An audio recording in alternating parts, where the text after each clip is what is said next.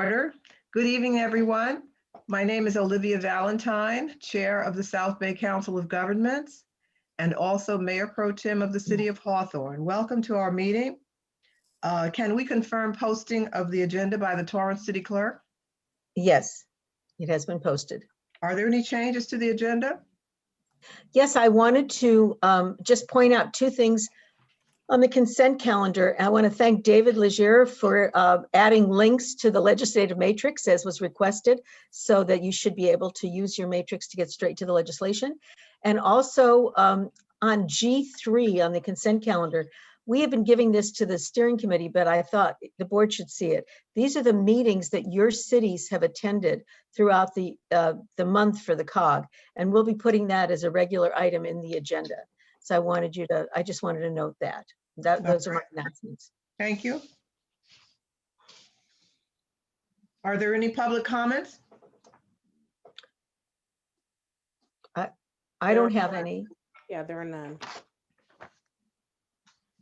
So with that, I will entertain a motion to approve the consent calendar.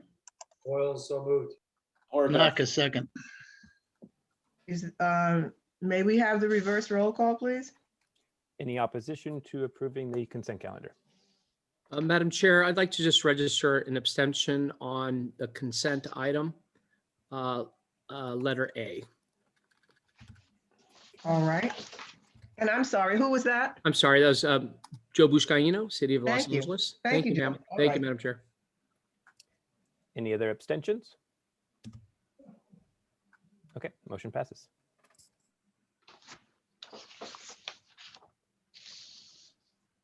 Okay, so we're going to go ahead and begin with our presentations. So first we'll have Wally Simbab and Aaron Baum from the South Bay Council of Governments. Okay, I just want to, as the PowerPoint is coming up, that's the end of it, not the beginning. I just want to introduce them by saying that this is the end of a 2-year project. This was a Caltrans funded grant. And it's sort of the next logical step of some of the South Bay sustainable strategy that we've talked about for so many years. COVID did not allow for the kind of public participation that we were planning. So we are going to be doing more after this presentation. Our grant does run out at the end of this month, but we have, we will be issuing the final report sometime in March, and that is acceptable to Caltrans. And I just want you to think about I'll be here for a while, so good night. Somebody's Drive safely. Jim, could you put yourself on mute? Okay. I just wanted to mention before I call on Wally, the one thing that I've noticed in the last week is that when you talk to people from Texas, or you hear from them, you hear on the news about Texas, they talk about how we've been continually planning for yesterday, and it's time for us to look at tomorrow and what some of the challenges are going to be with the climate and other kinds of things. And I think this project is planning for tomorrow. And so I'm pretty excited about it. We've had a team of Wally Simbab, Aaron Baum, Buck Doyle, and John Rodman. And the 4 of them have really brought this together. So I want to call on Wally to go through the PowerPoint for you. Great. Thanks, Jackie. Speaking for all of us, we're really excited to be here. This has been a very interesting project. Very challenging, but also a lot of fun. I think as you see, as we get into it, there's some terrific public policy issues in here. Anyway, the material is kind of meaty, and so I put a lot of text onto the slides, and I'm just going to take a different approach to what I normally do. I'm just going to hit, as we do go through the slides, I'll just hit 1 or 2 what I think is significant information on each one, because these are mostly designed as a handout, so that it'll go on the website, and perhaps you'll find time to go back and look at it as a summary of the whole project, or your staff or colleagues or whatever can look at it. We're going to, as Jackie said, COVID made public engagement really hard. So we developed a new tool, and at the end, when I'm through running through my slides, Aaron and John will talk a few minutes about the story map technology that we used. It's pretty interesting. And then Jackie will come back and do next steps, and then I'll take questions. So Natalie, go ahead. I'm not controlling the screen, Natalie is.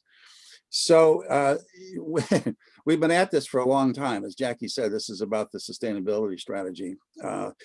2 years in particular on the project funded by Caltrans, and we used Fair and Peers.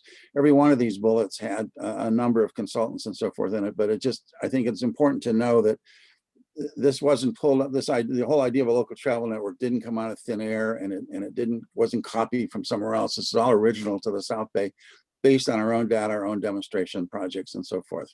Natalie, go ahead. So in all of that, we learned a bunch of stuff, and it comes down to a couple of things. One is our trips are really, really, really short. And you've heard me say this before, so that's not a big surprise there, but and nationally too, also national trips are finding in many dense suburbs are really short. The other thing is the automobiles that we drive are really expensive and they're really inefficient.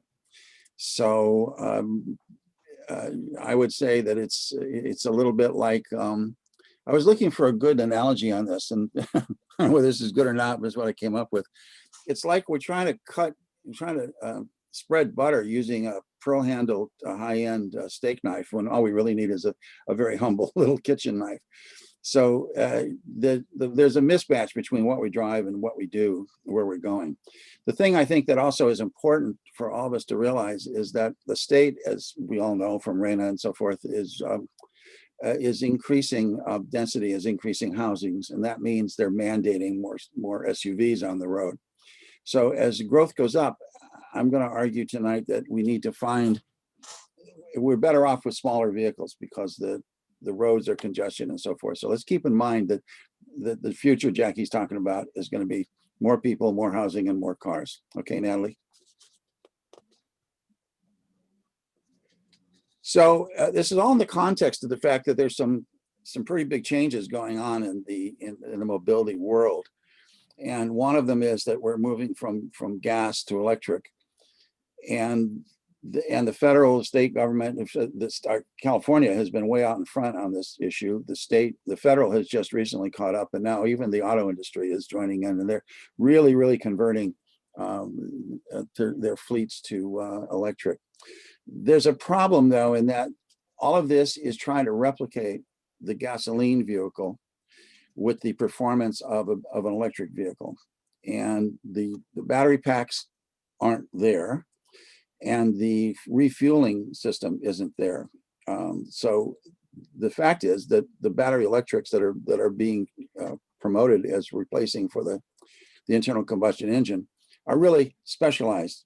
They're specialized in mid-range trips, and let's remember that as we go on. Natalie, go ahead. So the second change is from macro to micro, and these are common terms that we see in the literature all the time, but macro refers to the big kind of sedan cars that we all drive, and then micro is a whole new field of zero emission micro mobility. And these are devices, and we'll talk about devices shortly. But the difference is they're specialized, like the full speed large battery electrics are specialized. These are specialized, however, in local travel. They're small, lightweight, slow speed bikes, e-bikes, e-scooters, and so forth. So the only difference between the two is actually the range, and this kind of zero emission micromobility actually matches our travel patterns exactly. So that gives us it's a reason to go forward with all of this. Natalie, go ahead. So the third change is actually to automation, and I'm sure that there are lots of folks would have questions about how all this fits with automation. But robo-cabs and robo shuttles are here now. They're being tested, and robo cabs are being tested as well. And I would expect pretty wide scale deployment by 2025.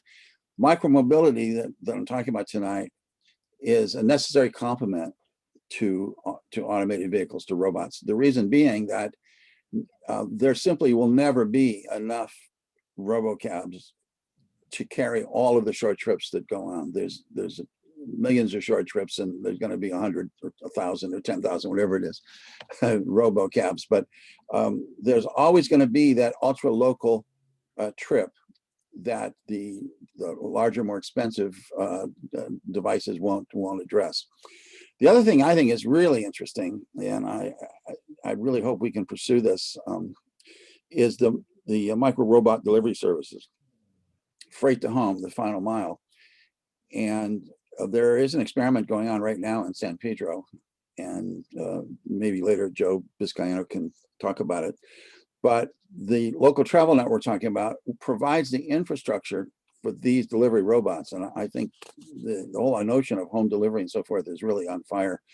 And I think looking at robots for those deliveries is a fantastic look into the future. Okay, Natalie. So it turns out that COVID has kind of caught the micro markets on fire. There's this funny statistic I found that there's almost 1,000% increase in e-bike sales in Manhattan Beach. Just as an anecdote, our NEV dealer reports that every shipment of vehicles she gets is sold out before it arrives. So the issue here, I think, is we need to prepare for the fact that these are proliferating, and let's not wait for people to complain they don't have a place to park them, that kind of thing. So micro markets are heating up. Let's be aware of that. Okay, Natalie, next. Okay, so the Earth is heating up too, and I know that this is in some areas a controversial position. For better or worse, I monitor this literature, and in kind of my favorite statistic that I just saw last week is that the latest United Nations bulletin said that in order to avoid catastrophe, and we're talking the Texas freeze, the 12-month fire season that we have in California and so forth, in order to avoid widespread catastrophe, it's essential that we reduce 7% per year greenhouse gas emissions. And so then in another paper, at the global shutdown, I mean, that sounds cool. Okay, 7% a year. The global shutdown produced only 6% greenhouse gas emissions by closing the entire global economy down. So that should give everyone a kind of a jolt that we need to move quickly into zero emission mobility. Mobility accounts for about half of all the greenhouse gas emissions. Go ahead, Natalie. So there's new federal legislation been introduced about tax credits for micro devices. The thing to know is that they're really cheap. They're 50 to 90% less expensive than macro vehicles. So if you want electric fast, if you want to get zero emission fast and affordable, this would be the direction that we would go. Natalie, next. So here are some of the devices, just pictures. Aaron and John will talk in more depth about this later on. This electric mono wheel down in the right-hand corner is, I'm way too old for this kind of thing, but I guess some people do it. Natalie, next. So here's a bunch of the different kinds of devices that are out there. And then in each one of these categories, there's a whole bunch of models, just like there is in regular automobiles. So there's literally hundreds of kind of choices, options that we have here that are not actually being pursued for a number of reasons, which we can talk about. But one of the things that was stunning from our focus groups when we did the NEV demonstration project 10 years ago was that people said it was fun to drive. And I wonder how many of you can say that you really have fun every time you get into your SOV and drive it around. So believe it or not, these things are fun. And here's some things: they're slow, they're small, they're safe, they're silent, and more than anything, they're cheap. Natalie, go ahead. Now, anytime you change your mobility system, the infrastructure has to change. And in the case of the internal combustion engine to electric vehicle, what we know is there has to be more public charging opportunities out in the city. Well, it's no different when you move from a macro auto to a micro device, except that the infrastructure there that has to change is the street system. And all of it's micro devices are incompatible with large, fast moving automobiles. They're just not safe. So that's what we're looking at, is how do we make these safe on the road. And that's why we're doing this local travel network. It's for local travel. Natalie, go ahead. So it's 12% of all the streets in the South Bay. We, after considerable study, and this is, if anybody's ever interested, what the process that we went through will be written up in a technical report. It was really, really amazing piece of analysis that Aaron and John did, and Buck, and including also Farron Peters, who had a big hand in all this. So we've defined a 243-mile network that overlays on this 2,000 miles of street. Like I said, it's about 12%. So Natalie, go on to the next one. So what the criteria were, they had to be slow speed, so 25 miles an hour, looking for low volume, looking for places where we could conveniently cross. I mean, you can imagine when a slow speed street hits a fast speed street and there's no signal there, it's dangerous to get across. So piecing this together in ways that there were ways to get across these fast streets was part of the challenge. But it's inexpensive. We're not talking about really building anything. It's flexible. It can easily be changed.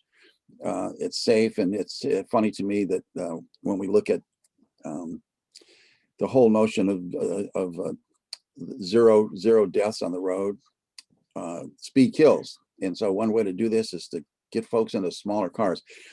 A statistic I really like on this slide is that 80% of the traffic is carried by 20% of the road mileage. Well, this is where you get congestion. So roughly 400 miles of our streets, or 10 major arterials in each direction, carry 80% of the traffic.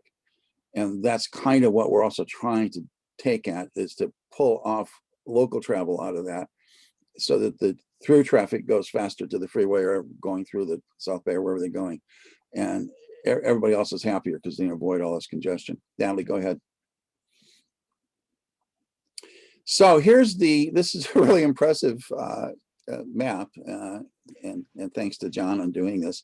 These are all of the eligible streets. That is to say, they're under 35 miles an hour, I think, and there's so many of them. I mean, it's just impressive. So go to the next one. And this is what we came up with. And what you see is that this is the local travel network as it connects. It shows a heat map.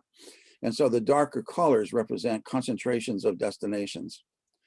And what's the difficulty in design, you might think, well, that's kind of simple-minded, but what's difficulty is that destinations, for economic reasons and for the way that macro cars have developed and so forth, are always on high-speed arterials. They're looking at the throughput, they're looking at through traffic. So finding our way into these things was really artistic, let's say. Okay, go ahead. So I can feel everyone's tension in the room. What are we talking about? Are we talking about e-scooters? No, we are not. This is not about the scooter rental business that descended like a plague of locusts on South Bay cities, and they're not very popular. What we're talking about are vehicles, devices. They may be scooters, but they're going to be owned. They're not going to be, and they're not going to be dockless. They're going to be parked. It's just like a car is your owner's responsibility. You don't just leave it somewhere, although we did that with Car to Go, but that's a different story. So they're not dockless. They're going to have parking, and that's where cities come in addition to the routing. This is not going to be a bike lane. We're not taking away the right of way from any street. They'll all be shared, and a lot of cities have sharrows already, where the different devices and vehicles share the road. So it's not a road diet where you put in speed bumps and so forth. It's a vehicle diet. If the vehicles don't go very fast, then you don't need to make the roads, don't put them on diets, so things slow down. Okay, Natalie, next one. Okay, so there's a ton of local benefits. The one that continues to really engage me is this final mile freight delivery. And I've read that robotic freight is going to precede robotic passenger service as it scales up, and for the simple reason that there's no passengers, so you don't have to worry about all that safety and the kind of stuff that's associated with that. But there's a whole bunch of local benefits for your residents. They'll avoid congestion, they can get where they're going easier and so forth. Okay, Natalie, next. And there's even a profit potential here. And I can imagine, this is a little speculative, but look, this is a way to build a green economy in the South Bay. There's a whole supply chain of which we don't have any of right now. We got a handful of retailers. I know that John and Aaron put together a spreadsheet of e-bikes and bike retailers, but the rest of it we don't have a whole lot of. And we certainly don't have any assembly. We don't have parts, components, manufacturing, and so forth. And 3D printing. The thing is, manufacturing of this stuff has changed, and you can do it because it's so simple with 3D printing. The large markets are required with a macro vehicle are just simply not necessary here. You can go into specialized devices because you can manufacture them so much more easily and on a smaller scale. So there's a competitive advantage by early moving, and I would like our economic development community from the cities to start thinking about these things. Okay, go ahead. And then there's a whole bunch of stuff that cities can do that are policies that they can do to encourage this stuff, just like there's policies right now to encourage the macro vehicles. So go ahead, Natalie. And this is where I turn it over to Aaron and John to go through the tool we developed. Thank you, Wally. Good evening, everybody. It's a pleasure to be here. We're all very excited about the opportunity to engage you in our research, our proposed network, and to talk a little bit about the other side of this, which again, if you could put up the next slide, that would be great. Well, is that Natalie or David? No, it's Natalie. Natalie, can you put up the next Yeah, I'm slide? gonna pull up the PowerPoint. I'm sorry, I misunderstood. Hold on one second. Don't take it down. Yeah. Thanks. While Natalie's sharing the screen with you, just to say that this exercise, again, if you could go to the top, that would be great. The community engagement, one more up. There we go. Thank you. So what I'm going to briefly speak about, and then I'm going to turn it over to my colleague, John Rodman, is the community engagement and education piece. This grant had two major components. One was map making. That is to say, what streets and what routes, and then refining that over the course of basically a year and a half. We met with many of you face-to-face or your staff, and from a city level, city stakeholder level, and we also met with community stakeholders as well. What was missing, or what the opportunity that we initially thought we were going to have, was to engage the community at large. So the idea was to have 4 rather large events to take place in different areas of the South Bay. The idea would be to present what a local travel network is, and to do a ride and drive event. You try these vehicles. Picture yourself actually perhaps being an owner of one of these vehicles and using it to get around town. So that was the gist of it. Next slide, please. And just briefly to sort of go over what the process would have been at these engagement or events. The idea then is to, somehow, maybe through putting pins on maps and such, or to have people tell us where they go and what they, and how they get there, to describe the universe of streets and get them thinking sort of creatively or actively about sort of other ways of getting around the South Bay. So that's going from the universe of all streets to the network that we are proposing. Next slide, please. And the other core piece of this is right sizing of vehicles. That's what micromobility really is all about. It's choosing the right vehicle for you to get around locally, effectively, and sustainably. And again, here's another a collage of images. These actually taken from a photo shoot, a video shoot that we did in support of the story map. Next slide, please. And of course, all of this went for naught because of a little thing called COVID. That's why we're all here on Zoom tonight. All of these events were to have taken place in the spring of 2020, right at the peak of our shutdown, in the middle of our shutdown. So that left our project team with the big question: how do we engage the public in a virtual way to sort of gather up information, to present the opportunities, and to get them thinking about the next step, if you will, moving forward. This project was primarily a geospatial project. That is to say, we did a lot of mapping, and one of the great tools available to us is something called a story map. Many of you may be familiar with it, but it's a way to sort of tell a story using images, video, and ultimately the maps. It's an immersive experience, And that's what this tool is. This will be a legacy at the end of the day. This will live on beyond this project. The hard copy will be available on at the COG, but so too will the story map, a tool, if you will, for moving forward. And with that, I'd like my colleague, John Rodman, to queue up the story map and walk you through it with the invitation at the end of this that you, as individuals, hop onto the story map and take it for a test drive. John?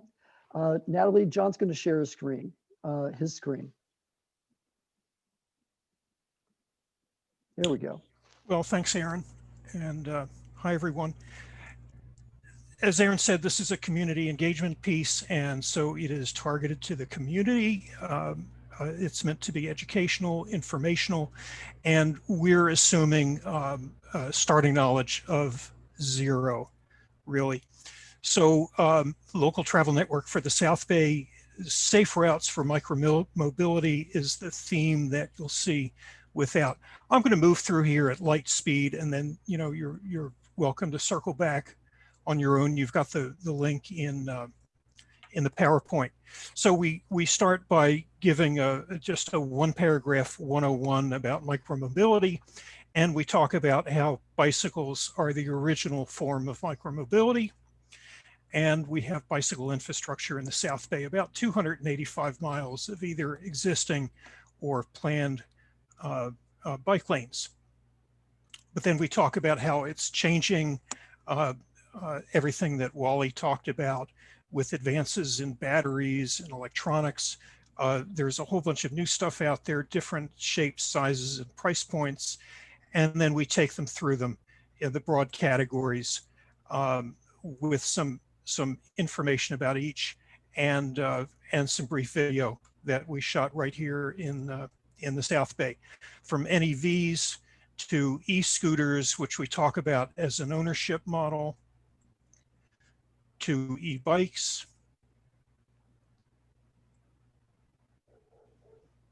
cargo e-bikes as a family solution,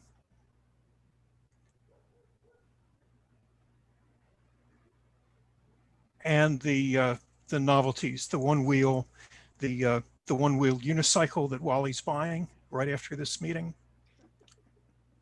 And then we talk about why this is relevant to the South Bay, because in the South Bay, we're car-centric. We have 750,000 motor vehicles competing for space on those 2,000 miles of surface streets. But however, as Wally said, our trips are short. Our cars are too big and they drive around mostly empty. Our streets are clogged. And we talk about that straight line between our travel habits and climate change. We don't dwell on it, but if they want, we've got a link to a video that they can watch for more information. And then we switch over to opportunity. And we talk about the benefits that greater adoption of these small vehicles can bring. But however, our streets weren't designed for it. But we've got a set of solutions in the local travel network. A way to leave your cars at home and use those smaller, greener vehicles. And we talk about the 5 key strategies that the LTN was built on: safe routes for smaller vehicles, connecting neighborhoods and destinations, separating local traffic from through traffic, opening the bike lanes to a wider assortment of vehicles, and evangelizing in our communities.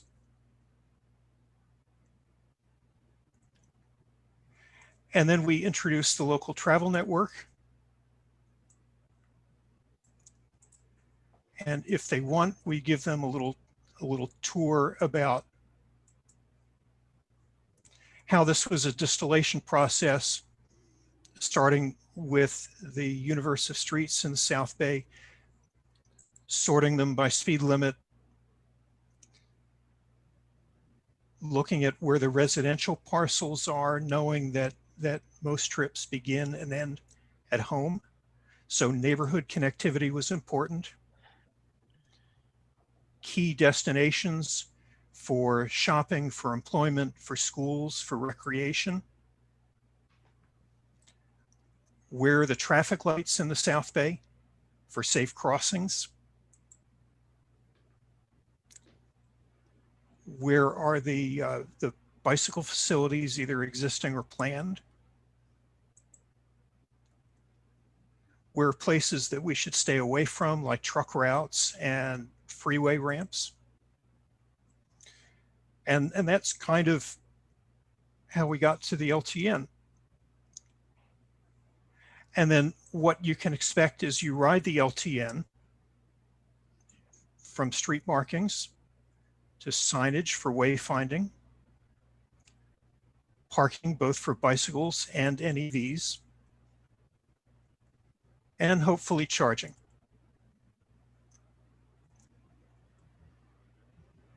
And then where the story map really shines is it gives the user the chance to really get in and have this immersive deep dive. You have an opportunity here to input your address. The map will zoom in for you, and you can see how in your neighborhood, a little slow here, the fiber network hasn't reached my house, how you could use your local streets to find the network, pick up the network, and then there are actually interactive layers that you can click to see, for example, where are the schools and how might I use the travel network to get from my house to my local school. And then we talk about next steps and ways to get involved.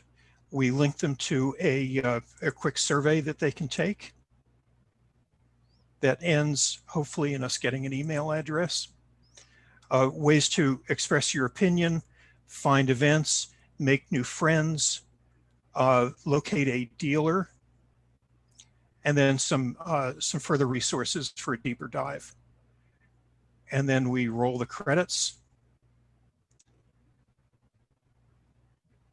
And we'll throw it back to Jackie. You're muted. Jackie, you're muted. Yes, I know. Okay, thank you very much. We can take that off. You can see a lot of work has gone into this, and I think as I said, we're very excited about it. I wanted to tell you what we consider the next steps. We would love to have you, accept this completely tonight, but I think it's really important that we do some more public outreach, which was part of our Caltrans grant. So tomorrow we're going to be adding the PowerPoint and the story map to our website. And what we'd like you to all do starting in March would be for the cities to link it so that on your website, your constituents can go and learn about the local travel network and take the survey. Then we're going to have a final report, which we will add to the site April 1st, and obviously we'll let every city know about that.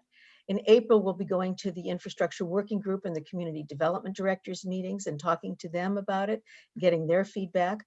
And then we want to come back in May, discuss with you the public input and the staff input that we've received. And we want to discuss with you approving the local travel network as a COG strategy. It's like we approved our sub-regional climate action plan as a strategy of the COG. Well, also, we would like to get approval that this is a strategy that we are all hoping that we can implement. It will be implemented in pieces, but it will be implemented. And then the next step after that would be individual cities beginning to implement with our support, looking at corridors that are promising. And we think that if we all work together, Measure M funding could be a possible funder for this. And the basic funding is going to be signs and striping and things like that to make a corridor very visible. So those are our next steps. And what I'd like to do is throw it out for you now. You can take all this down and just have questions for Wally or Aaron on this program, and comments too. I hope you have some questions and comments. I have a question. Thank you for that wonderful presentation. You are right, it is extremely exciting. One of the questions that comes to mind for me is, how do you approach the issue of conflict with the large vehicles? Because assume that you have a local travel network, people that have to commute using their large vehicles will have to interact with that local travel network, I think. I don't think there's a way, because people have to park on the streets. And I assume the local travel network will go through streets where large vehicles are parked. How do you avoid the issue of the large vehicles conflicting with the small ones? I'm happy to take that one, Olivia, and offer Wally and John perhaps to jump in on this side. First of all, that's a great question, because cars aren't going away anytime soon, no matter how fast the earth is melting.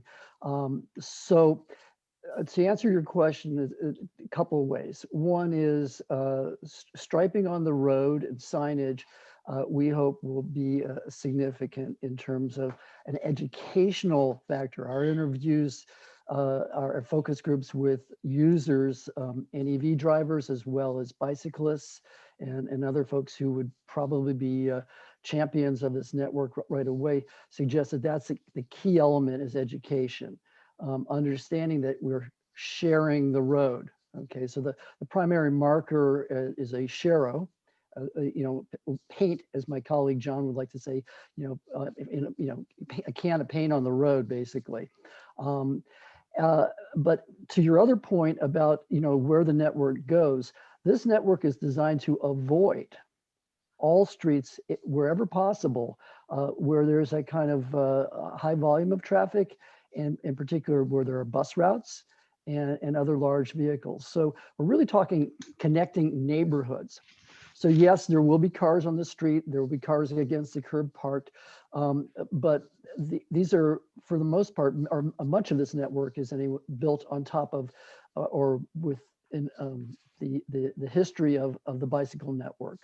So we feel like we have a leg up on that very issue. Thank you. We have other questions, so I'm going to go first to Steve Zuckerman. Oh, okay.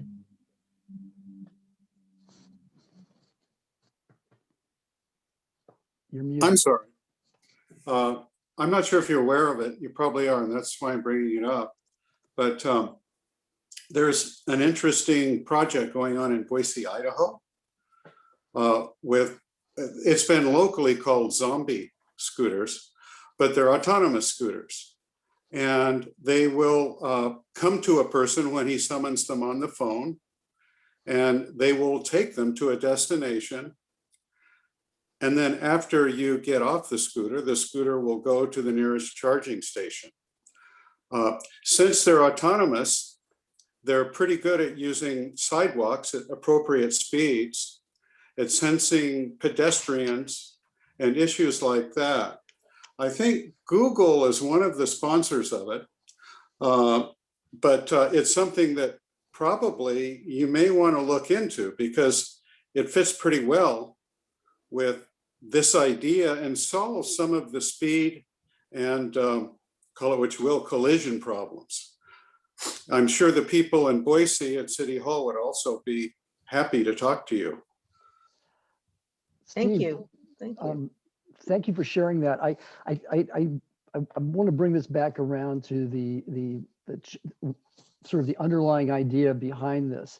Two parts. One, the autonomous piece. That's interesting, and we have been tracking that to a certain extent. But the challenge in the South Bay right now has to do with the other piece of that business proposition, and that's the rental piece. So to the extent that our engagement with the rental scooter folks, the Birds, the Limes, and such, the Razors, they're moving in that direction. They're trying to find solutions that would make it sort of a tenable opportunity here in the South Bay. Right now, there's a moratorium, of course, across all the cities in the South Bay for those kinds of devices, whether they can scooch over to and out of the way or not. But it's an interesting idea, and certainly if it was ever to, it might be another way into that introducing those kinds of vehicles in the future. Yeah, I would also say that probably riding on a sidewalk is a non-starter here. The issue is that the routes we've got are low speed and low volume to best possible. I'm sure they can be directed to go either way, but I think one of the features of the system is that it will slow down when there are other people on the sidewalk. But I think it's probably worth looking at. Yeah, definitely, Stephen. I appreciate that, because we really want to monitor anybody that knows of any of these things. We want to monitor all of them so that we understand what's happening with the technology. Thank you. Drew, yes, Drew Boyles has a question. Thank you, Madam Chair. Well, I made this comment before. If you look at the map of the LTN, as you guys have it outlined, it's great. You'll notice El Segundo is in a bubble, and there's no connection point to the south or to the east to Inglewood, which is going to be big for us with everything that Inglewood's working on, and also for Manhattan Beach. We have huge NEV adoption in El Segundo. We probably have hundreds of golf carts in 1 square mile, lots of electric bikes. And I know that with Manhattan and Hermosa, particularly Manhattan, clamping down on electric bikes in the Strand, it's even harder now to go for a surf if you want to go south of the jetty, for example. So I think I know it would cost a lot, but I think there's an interesting opportunity to pursue getting the county and the supervisors on board with using some of that sand and having another way to go down the coast, because you can't do it on PCH because it's dangerous. I've tried that in my golf cart. It didn't work very well. And you shouldn't go down Vista Del Mar because that's dangerous until you get to the island part. So I think, I don't know, it strikes me that we're stuck, and we've got a lot, and we're a huge employment center, as you know, and a lot of people want to get to El Segundo for work, 75,000 a day or whatever it is pre-COVID. And we can't do that currently with the way it's designed. Yeah, we'd love to work with you on that. I think that there's a great potential there. And so that could be a next step as well. Mr. Mayor, I just to let you know, I spent a good deal of today looking at your island. And a couple of things I wanted to bring up as part of the final report is a city packet of information that addresses these constraints, the barriers, and the opportunities. It will be part of the appendices for our report. We addressed that particular issue, and it happens in other places in the city, with engineered solutions as well as policy solutions. So to your point about working with the county, we've already begun those conversations. They're a couple of years old now, but we're looking at what we call love lanes. Okay, that would be a discretionary kind of a build out for cities so that you could have a safe, protected lane. While that's not what we're advocating in terms of getting this thing done right away, but it could be a solution for El Segundo in the future. Thank you. Barry Waite has a question, and then Sarah Patterson, and then we're going to have to move on. Thank you. And so first, I have to put on my professorial hat as the GIS instructor here and say, bravo, this is a great example of using GIS to solve a problem and also as a communication tool. So happens that I'll be teaching a class tomorrow morning, and so they are going to get a dose of this as a good example of how to do it. So anyway, tip of the hat there. And I've already sent you congratulatory emails, but I also wanted to suggest that we be able to look at different speeds of vehicles, of these vehicles that we could use. So like if we're looking at a street network for a scooter, it's not the same as the street network for a golf cart type vehicle, obviously. So being able to filter that out, I think would be handy. And also, since it's probably going to come up at some point, and I'm sure it's already baked in, the discussion of the last mile, so connecting to transit and how that works. So, which I know would be great for me, because if I actually have to go on campus, which I seem to remember where campus is, it's been a while now. Yeah, I'd like to take the bus from the Artesia Transit Center and or the Gardena Transit Center. So it would be great to be able to look at how we make those connections. So, and also just again, congratulations to El Segundo, which is already really a leader in this area. And I think their idea of being able to connect them in is really going to put them in the catbird seat on this. So anyway, thanks a lot. Thank you. Sarah Patterson. Thank you, Chair. Hi, Sarah Patterson here with SCAG. Thank you for the opportunity to speak. I know that normally my report is just in the agenda packet, but since you're talking on the item today, I wanted to take the opportunity to just announce that SCAG has opened their Sustainable Communities program, which is specifically funding smart city solutions, as well as technology assessment and adoption plans for cities. So I know Jackie mentioned at the end there and in the presentation, there was an item on possible Measure M funding, but there will also be a lot of SCAG funding available for items just as like this for your cities and for the COG as well. So what I will do is I will put the link to the call for applications page in the chat, as well as the fact sheet. Happy to answer any questions, but this are support and technical assistance for everything for micromobility, EV charging, curb space use studies and things like that. So it seems like a great opportunity with the work that the COG is doing. So I will put that in there, and thank you for the chance to give an update. Very appreciated. Thank you. So next we have the Green Line Extension Project Scoping being presented by Dolores Roybal, Project Manager, and Mark Jerking from Metro.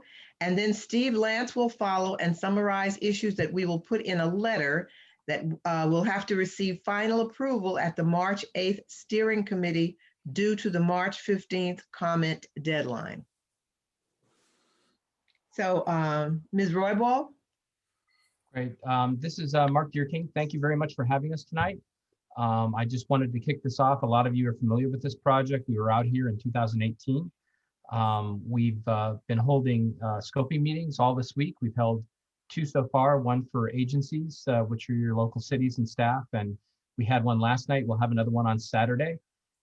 So we'd invite you to be a part of that process. And again, this is you're asking us what to study in part of the environmental document. That's what scoping is all about. What do you want us to take a look at?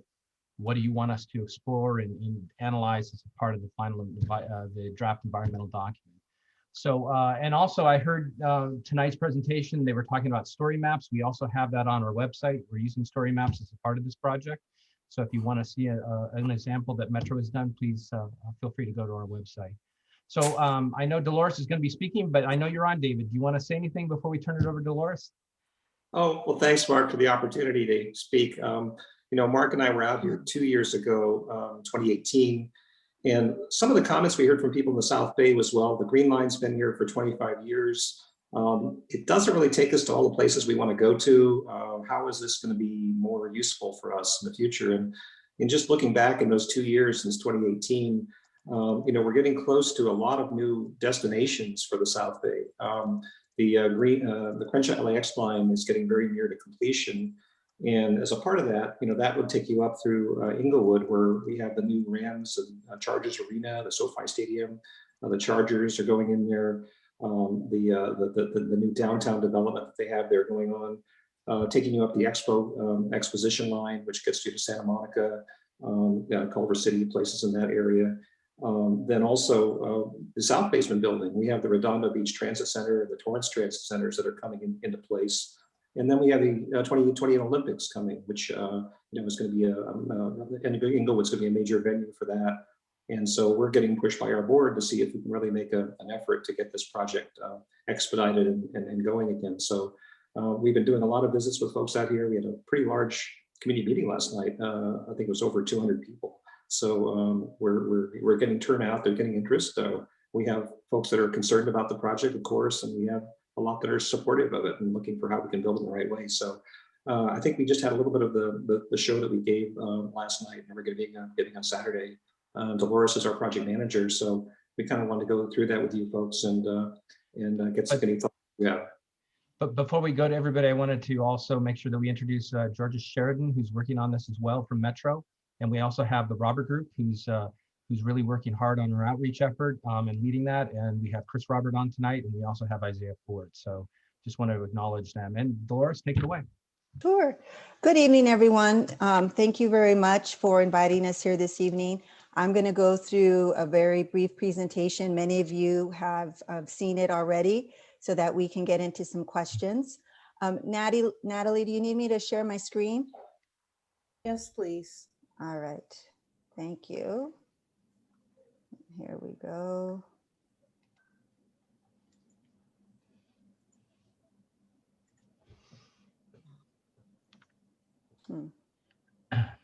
There we go. As Mark mentioned, we're starting this next phase of study. We're completing the draft EIR document, and in that effort, we're looking at 5 major project goals: increasing mobility in the South Bay, both locally and regionally, really looking at enhancing regional connectivity, providing an alternative green mode of transportation to offer something besides the I-405 and our congested arterials, really looking at increasing accessibility and encouraging folks to ride transit and do something that's much more sustainable. As many of you know, we've been studying this corridor for quite some time. With the passage of Measure R, we were able to start an environmental study in 2010. At that time, we looked at a 4.6 mile at-grade rail extension within our existing right-of-way, and we had up to 4 new stations. At the conclusion of 2012, approximately, we had to pause that study due to lack of funding. However, with the passage of Measure M, we were able to identify additional dollars to start and complete the supplemental alternative analysis. In that study, we were able to carry forward our light rail alternative. We included an additional 3 alternatives, and that was due to stakeholder input. And all of the alternatives had 3 stations. During that effort, there was a robust stakeholder engagement. Many of you participated in that. What we heard at that time were concerns regarding quality of life, transportation, and integrating the project within the neighborhoods. As David mentioned, this map gives you the regional context, looking at extending the green line into the cities south of Lawndale, Redondo Beach, and Torrance, with the LAX Crenshaw opening sometime in the future. We'll have a direct connection to the airport, as well as to all of the sporting and entertainment venues in the city of Inglewood that's open and under construction, just to give an example. Based during the alternative analysis, as I mentioned, we were studying 4 alternatives, 2 along the Metro right-of-way, and those are depicted in various shades of green on the map on the right side, and 2 along Hawthorne Boulevard that are in the purple and magenta colors. South of 190th Street, all alternatives had the same alignment, and they ended in the city of Torrance. Based on the technical work completed in the supplemental alternative analysis and stakeholder input, the board directed us to proceed with this phase of study, which is to complete the environmental impact report. And in that directive, they asked us to carry over 2 alternatives. One is along the Metro right-of-way, and you can see that on the map on the right side in aqua, and alternative 2 highlighted in magenta along Hawthorne Boulevard. As before, both alternatives south of 190th Street have the same alignment. Dolores? Yes. On that slide, the last slide, bottom right, if you see that rail line here, where does that lead to? That existing rail line?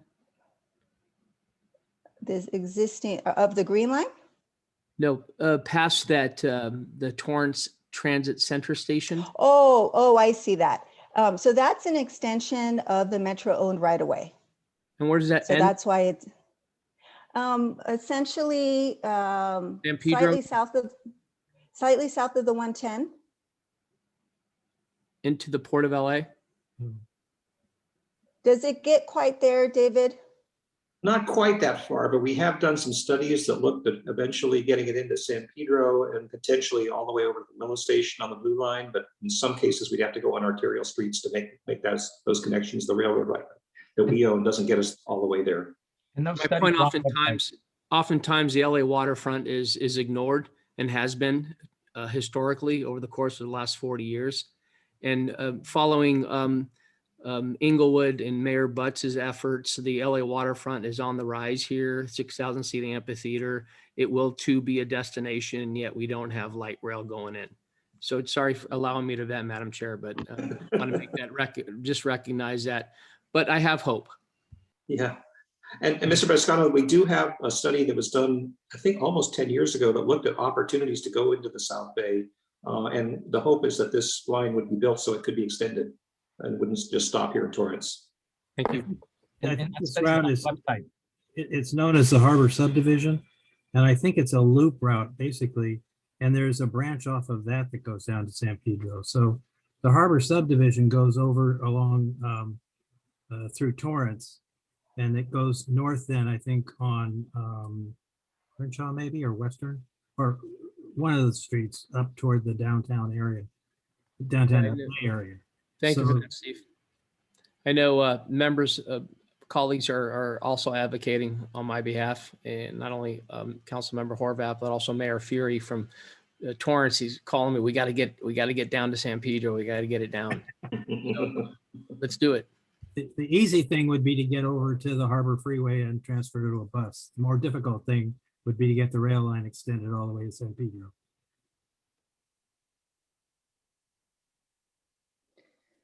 Thank you. I mean, that's very important for us to be cognizant of as we proceed with this phase of the project.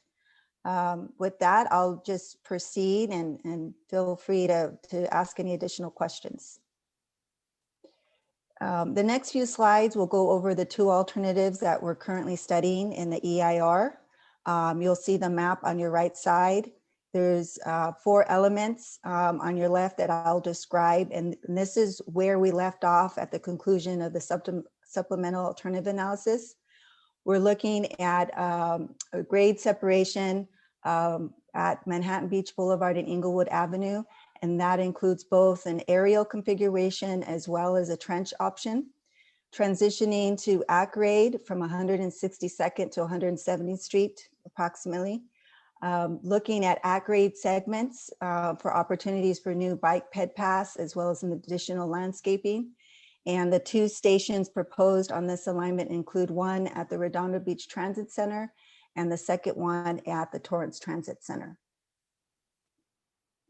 The next slide, this is, many of you saw at the conclusion of the supplemental, and this is just a typical cross section which shows the aerial configuration of the extension of the Green Line along the Metro right-of-way alongside existing BNSF right-of-way, as well as potential path for additional bicycling pedestrian activity on that side.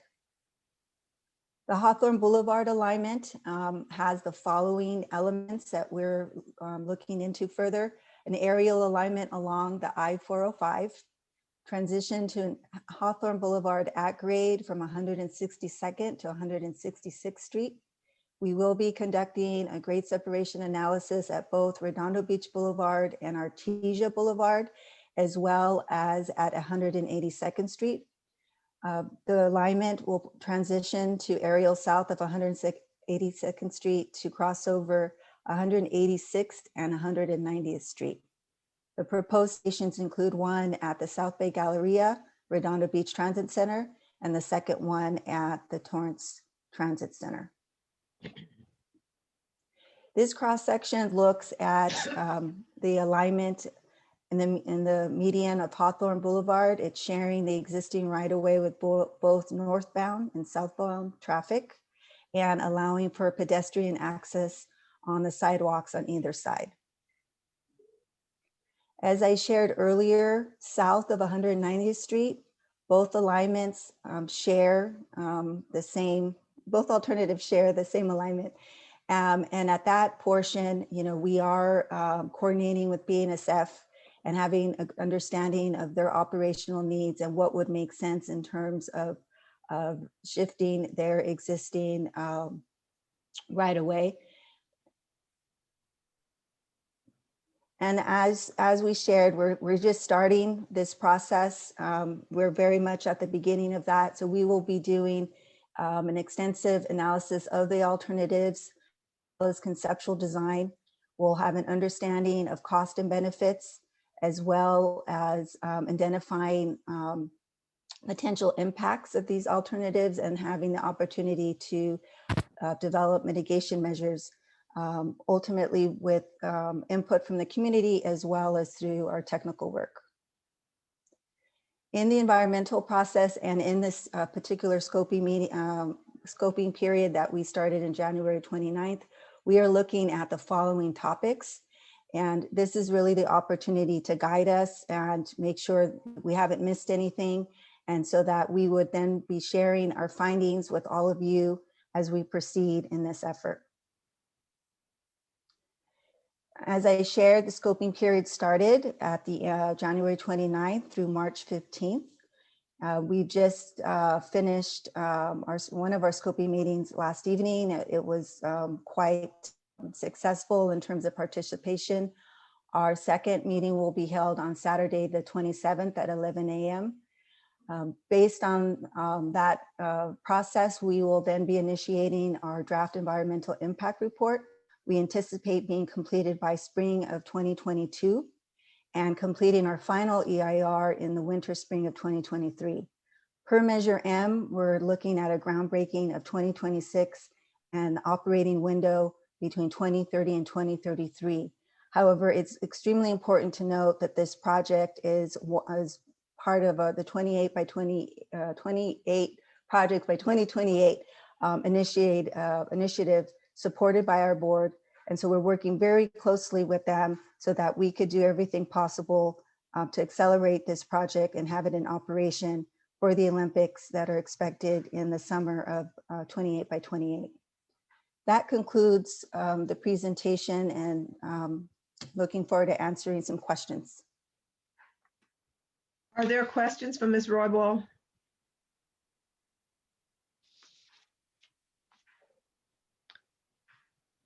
Thank you, Ms. Roybal, for that presentation. Thank you, Mark Jerking, for that presentation. We appreciate it. We appreciate it, and we'll notify our cities accordingly as to how they can be, how they and the residents can become engaged. Steve Lance now is going to talk about issues that we will put in a letter that will have to receive final approval at the March 8th steering committee due to the March 15th comment deadline. So hi, this is the moment that we've been waiting for several years. The public agencies met in a scoping meeting with Metro, and they also got the March 15th deadline. So your city staff should be working on comment letters and written commentary. It's very important at the first stop right now, before the 15th of March, to get the issues that you want studied in the EIR on record. Once that comment period is over, the next point that you'll have for substantive input is after Metro issues its draft environmental impact report. We do not want to have the process delayed by requiring what's called a supplemental draft EIR. We want to make sure that we go through this in a straight line. We want to have Metro consider the alternatives that you want. We want to have them, and those may be alignment alternatives or profile alternatives. There's issues where we've already received some comments and concerns. specifically in the right-of-way, the Metro-owned right-of-way, there's a lot of interest in trenches and subterranean alternatives. The city of Lawndale has already removed stations, or Metro's removed the Lawndale station from the EIR at Lawndale's request. So there won't be a station in Lawndale. The other alternative, which uses Hawthorne Boulevard, to get to Hawthorne Boulevard, we need to be along the south side of the 405 freeway on the outside edge. And one of the questions that came up in scoping was, are you going to be inside the current sound wall? Or are you going to be outside the current sound wall? Are you going to move the sound wall? So there's very specific questions that have been raised already as to the project. If somebody who controls the PowerPoint that was used can get me back to the page or the slide that has the 2 stations and the 2 alignments, if somebody can get that up again. Is Dolores there? Can you do it? I'm looking for the one that has both alignments in the stations.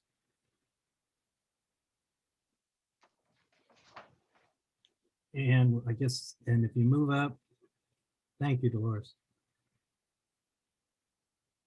That one, there we go. Okay, so if you look at the 2 routes, I want you to focus right in the middle on the distance between the 2 dots. On the green alternative, that's using the right-of-way, and that's where the Redondo Beach Transit Center is being built. For those of you who kind of know the area, it's being built south of the Target store, over in an area right by the railroad embankment, right by the right-of-way there. On the Hawthorne alternative, it would be built closer to the entrance to Macy's in the Galleria, I guess you would say. The distance between those 2 stations, the transit center and the actual Hawthorne Boulevard station, is about 2/3 of a mile. So I have a concern in that we'll be putting into our letter that Metro needs to include in the EIR a discussion of how you would get people from the transit center if there isn't a line that actually directly serves that transit center. From that transit center, how are you going to get them over to the station on Hawthorne Boulevard? And I think we need to include some non-pedestrian alternative, because 2/3 of a mile is too far to walk. And that could be a shuttle bus, or it could be some kind of a people mover or something. You know, I don't know what they're going to do, but I want them to specifically address how you would get from a transit center at the back corner, southwest corner, to the station at the northeast corner. Beyond that, once you get into the right-of-way that's shared, BNSF, the railroad, is going to have the outside edges, and Metro, the trains, are going to be in the middle. There's no station or any problem like that, but there's going to be quite a tricky integration of the storage tracks that the freight railroads use today, and the actual light rail line double track that has to be shoehorned in that area. So I'm concerned that gets properly addressed, so that we're not going to have a problem with the BNSF delaying this project once the draft EIR is complete. I think that's the major issues that I've come up with to date that need to go into our letter from the COG. Questions? I was going to say, if anybody has any other issues, we will be discussing it and finalizing it on March 8th.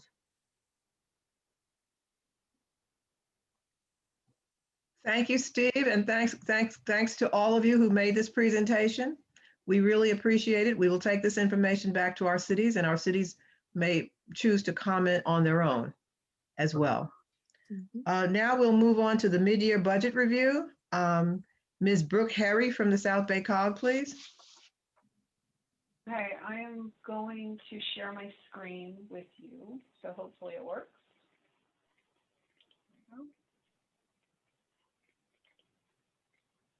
All right, can you see it? Yes. Can you make Okay, it in? perfect. All right, before I start, I just want to let you know I'm going to do a presentation with a PowerPoint, which I have not done in the past, just to kind of highlight some things.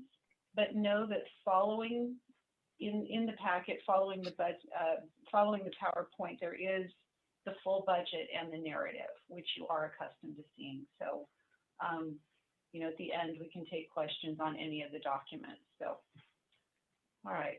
So, mid-year budget status. Can everyone hear me okay? All right. So, as an overview. Can you put it on presentation, Brooke? The It's mode, not- can you put it on How do I do presentation? that? Oh, in here?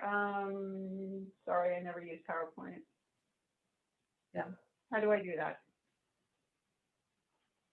Under Here? view. I believe it's the one right to the left of where you are right now. That one, I think. Yeah, try that. Yeah. No. Just to it. Then don't, I don't want to take a lot of time. Don't worry about it. It's a Word document, so it's not a PowerPoint. Oh, it's a Word document. Okay. Never Okay, mind. sorry. Never mind. That's fine. Okay. Go ahead. So overall, for summary, the adopted budget is what we adopted last June of 2020. Mid-year is what we are presenting now for approval. So the changes we have, our revenues went from 6.5 million to 4.4 million, a change of 2 million. And the expenditures went from 6.4 million to 4.4, so a change of 1.9 or almost 2 million. The variance there being 74,000. So the revenues went down a little bit more than the expenses. Okay. This chart shows our revenues. 86% of our revenues come from grants, 9% come from dues, and 5% come from other general fund revenues. On the expenses, 67% of our expenses are contractual, 20% are salaries and benefits, and 13% are supplies and services. Some of the highlights on the revenue or the kind of the big changes. Measure R decreased by 55% due to a decrease in program activity. The Innovation Fund, LA County Homeless, we shifted monies from this fiscal year into next fiscal year. The South Bay Fiber Network, we completed more work in last fiscal year than we anticipated, so that went down this year. And our State of California fiber funding, we just did not spend as much as we anticipated, so that's not a bad thing.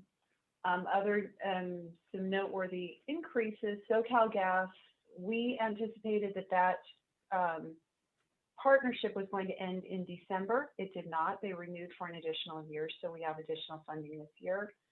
Same with Water Replenishment District number 3. And then the LA County Homeless, they gave us additional funds for a hygiene program.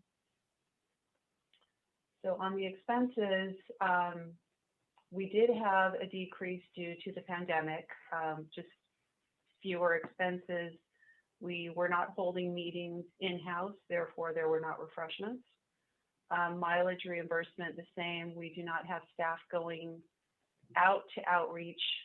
We're still doing outreach, just virtually as opposed to in person. Same with meetings and conferences. We're not traveling. Because we're not doing outreach in person, we are not distributing the same number of paper items. And our equipment leases, our copier, because we're not in-house, we are not using our copier to the same extent. So just a decrease in expenses due to the pandemic. A few other items, we had a reduction in salaries and benefits. We had budgeted to hire 2 people, we only hired 1. The contractual services went down. As the revenue went down for South Bay Fiber, the contractual services did as well because the work was shifted into last fiscal year. Rent, we had a rent abatement, so we are only paying 10 months of rent this year instead of 12. And our IT services went down due to a change of vendor. And as of December, we had spent or expended 55% of our budget. Because we do pay, there are several items that we pay up front at the beginning of the year. So that's the difference, why we're not at 50% instead of 55. or why we're at 55 instead of 50. Okay. A few final notes. We are on track in both revenues and expenditures. There are financial impacts from COVID. We're monitoring those as everyone is. We are requesting approval, or we recommend approval for our mid-year budget. And the next review that we will have will be in May when we do our draft budget for fiscal 21-22. There was a question from one of our members about reserves, so I'm going to address that right now. Okay, I don't know if you can see this.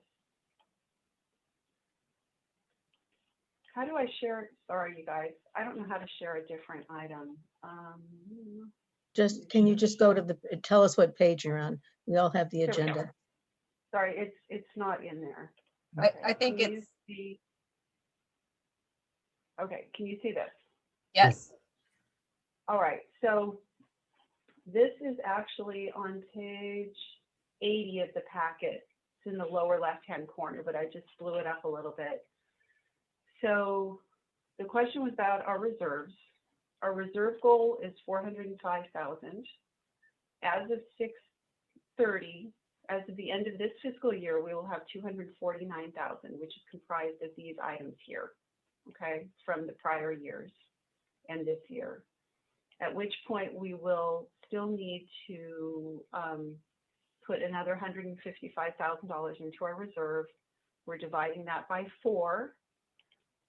So we are planning to move 38,777 each year for the next 4 years into our reserve, at which point we will be whole at the 405,000. Okay. Are there any questions on anything that I talked about? Brooke, and the other item, the other part of that question is that 38,777 that will be moved in there comes from general funds, which is made up of a lot of different revenues. Right. Okay, so I'm going to go back to the presentation. All right. Any questions? Are there questions for Brooke? Yes, since I'm the one that asked the question. Why don't you stop sharing the screen, and then we'll just stop share? Yeah, we can see each other then. Okay. Okay. I have my hand up. Thank you, Brooke. I'm the one that asked the question, so it's okay. What I didn't know was the divide by 4 years. How did we determine we divide by 4 years? Is that new money, or that's just the next year budget we're going to budget? Why you divide by 4 years, you go by 10 years. I didn't know how you do that. Well, we didn't do 10 years, one, because we didn't want to drag it out that long. We figured it would be better to be whole sooner rather than later, but fewer was seemed too few and more seemed too many. No, I think, Brooke, arbitrary. So Brooke, no, I think that number is based on our policy. So we have a goal for the policy, and then we're trying to reach that goal within a certain period of time. I understand the goal is 405,000. By a particular date, by 5 years, I believe, right? That policy is in place for 5 years. We try to do our budget on 5-year sort of outlook, look ahead. Right. Okay. I guess the other one is, it doesn't imply there's a fee increase per city that's part of COG. It just means when you built your budget for the future years, you want to add another 38K-ish each year. Is that what you're trying to tell us? That's correct. Yeah, but it doesn't, I mean, for example, on the consent calendar tonight, you approved the dues remaining the same. So what we're talking about is how to build a budget, knowing that we have to have reserves, but keeping the dues the same. At least for, for the coming year, Okay, thank you for the explanation. Are there any further questions for Brooke? Oh, Christian has a question. It's not a question, but I just wanted to elaborate just for George, because I think the last time we had a conversation about this, he may have not been at the meeting, but the Finance Committee was trying to address dues increases, and the point of that was to continue along the path of the reason why we had a 5-year dues increase annually over the previous, well, I guess it was 5 years previous to last year. So we have put that on hold right now, right, as a result of COVID. And then the action we took on consent tonight was to continue that on hold because of just where we're all at fiscally. But, you know, from a prudent perspective, if we follow what had been done before, there is a possibility that when we bring up a dues discussion again as part of the finance committee, that part of that would also be towards, you know, both reserves and other longevity type issues related to the sustainability of the COG financially. So I just wanted to make sure that you got that background, because I think when we had the conversation, you weren't at that last meeting. Yeah, I think I was actually, I think I was not at the financial meeting, I was at the steering committee. Can reserves be built other than raising the fees? You're on mute, Jackie. Jackie, you're on mute. That's how we're doing it right now. We're not raising the fees now and we're building reserves. So we picked an amount of reserves we think we can afford to do without raising the fees. Super, thank you. That's my preference. Thank you. If there's nothing else, I will entertain a motion to approve the mid-year budget review. So moved, Horvath. Second, Armato. May we have the reverse roll call, please? Any opposition to approving the mid-year budget? Any abstentions? Okay, motion passes. Thank you. And now for the transportation reports. Is Jim Butts here or not? He was, I guess he. Okay, so I'll go ahead and give the Metro report. He's not here. Okay, Metro had another marathon meeting today. It was 6.5 hours to cover 8 items. The discussions that were especially problematic and spirited included what to do about transit police. There's a controversy at Metro as to whether we should be expanding the police or whether we should be shrinking the police. And that's a combination of county sheriffs, LAPD, Long Beach forces, and then transit police from Metro itself. The board was wrangling with this. They're looking to actually handle fare enforcement by expanding a set of ambassadors, which are non-sworn personnel that would be inspecting fares. There was a lot of pushback from the community about having police on the vehicles themselves, and there was a lot of support, frankly, to having police on the vehicles themselves. So that was not resolved today, but it was a long discussion. The CEO announced that they're offering a 50% discount on the Metro Bike Share program. There's a Metro Bike Share program, and it's a 50% discount is going to be offered for essential workers. The next big controversy was how much should the system grow as it recovers from the COVID reductions. Metro reduced its service from about 7 million revenue service hours to about 5 point something. The staff had recommended that you recover to a $7 million revenue service hour level by December. The board was not happy with that. The board instructed them to move more quickly.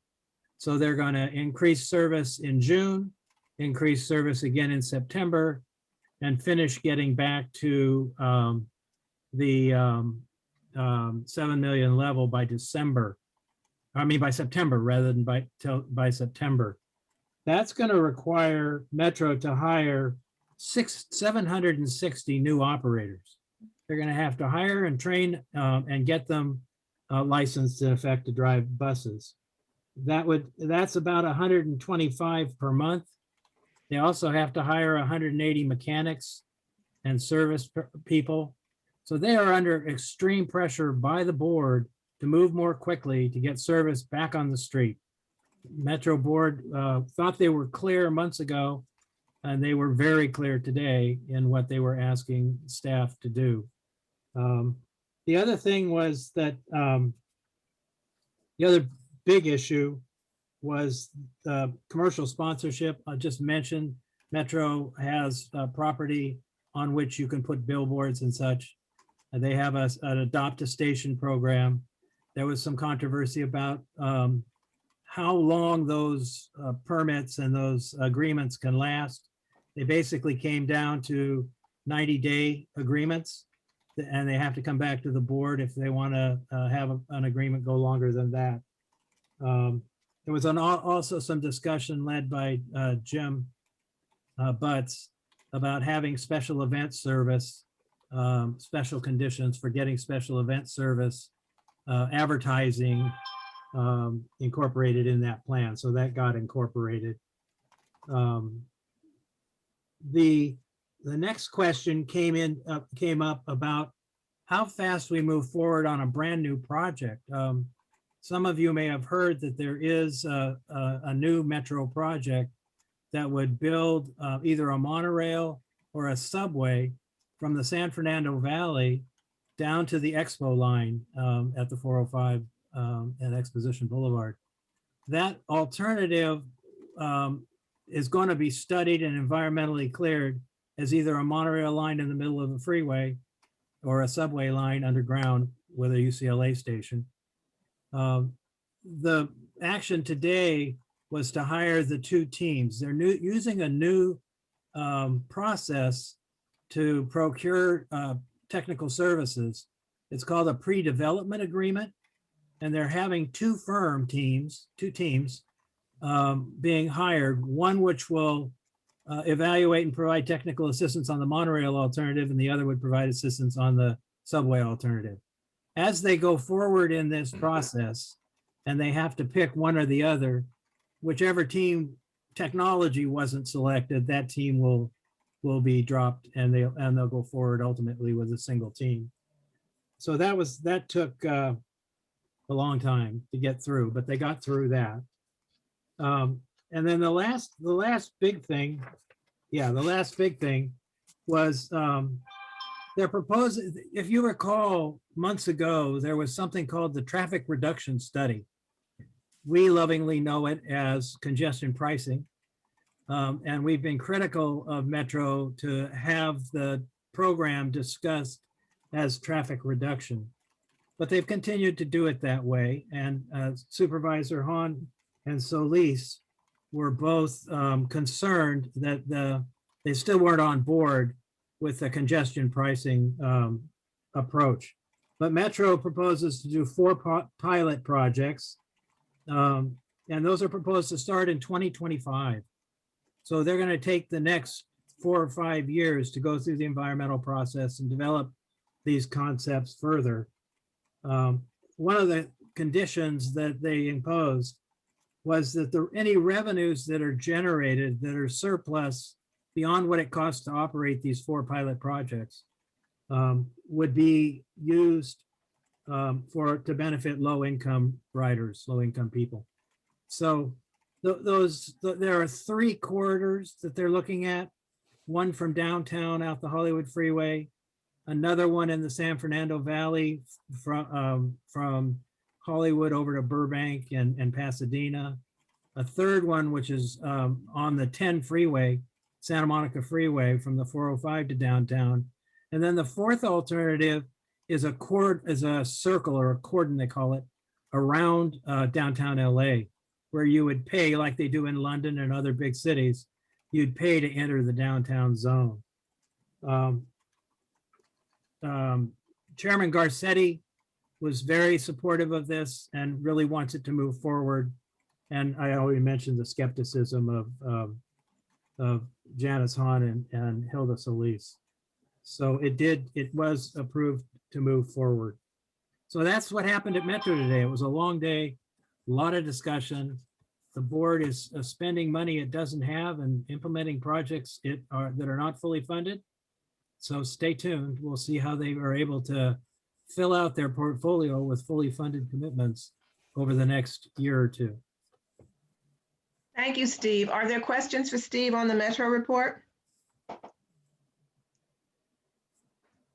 Thank you.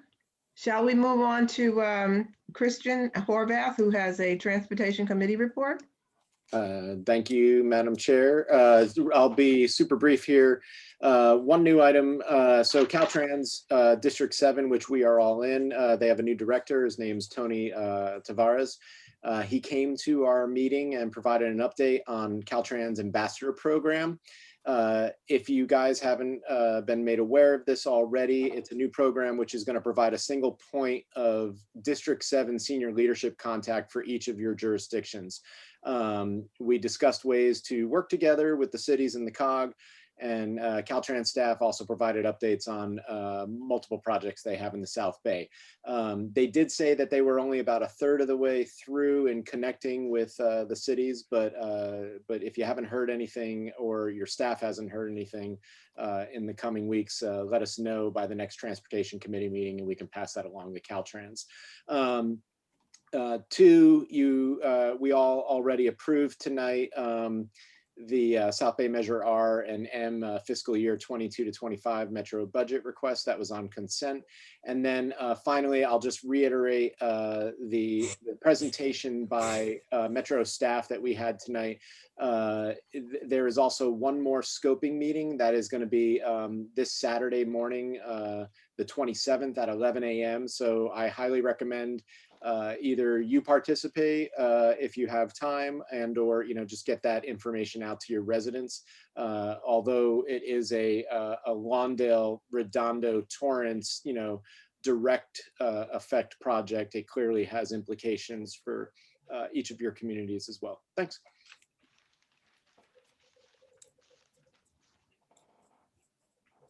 Thank you very much, Christian. And now for the South Bay Program action items, Jackie. Okay, we're going to start with a letter that we have on your agenda packet, which is on page 89, and it has to do with LAX EIR.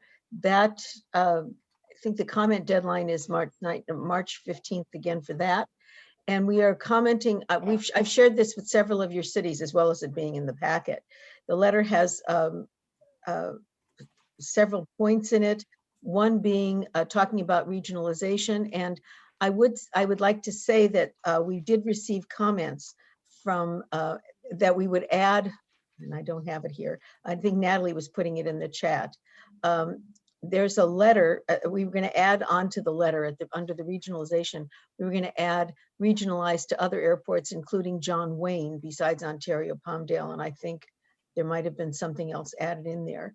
So we want to talk about expanding regionalization. The second item has to do with growth projections and the fact that the airport is saying that what they're doing is not going to create growth, and we're disputing that. Traffic impacts, we're concerned about the access and egress from our direction, coming from our direction, and the offsite roadways we think are important for more review. And then Terminal 9, it apparently has, it had permanent and temporary access from Sepulveda. Permanent access was removed, and one of the reasons it was removed was it wasn't a great idea, and there are 2 or 3 other access points.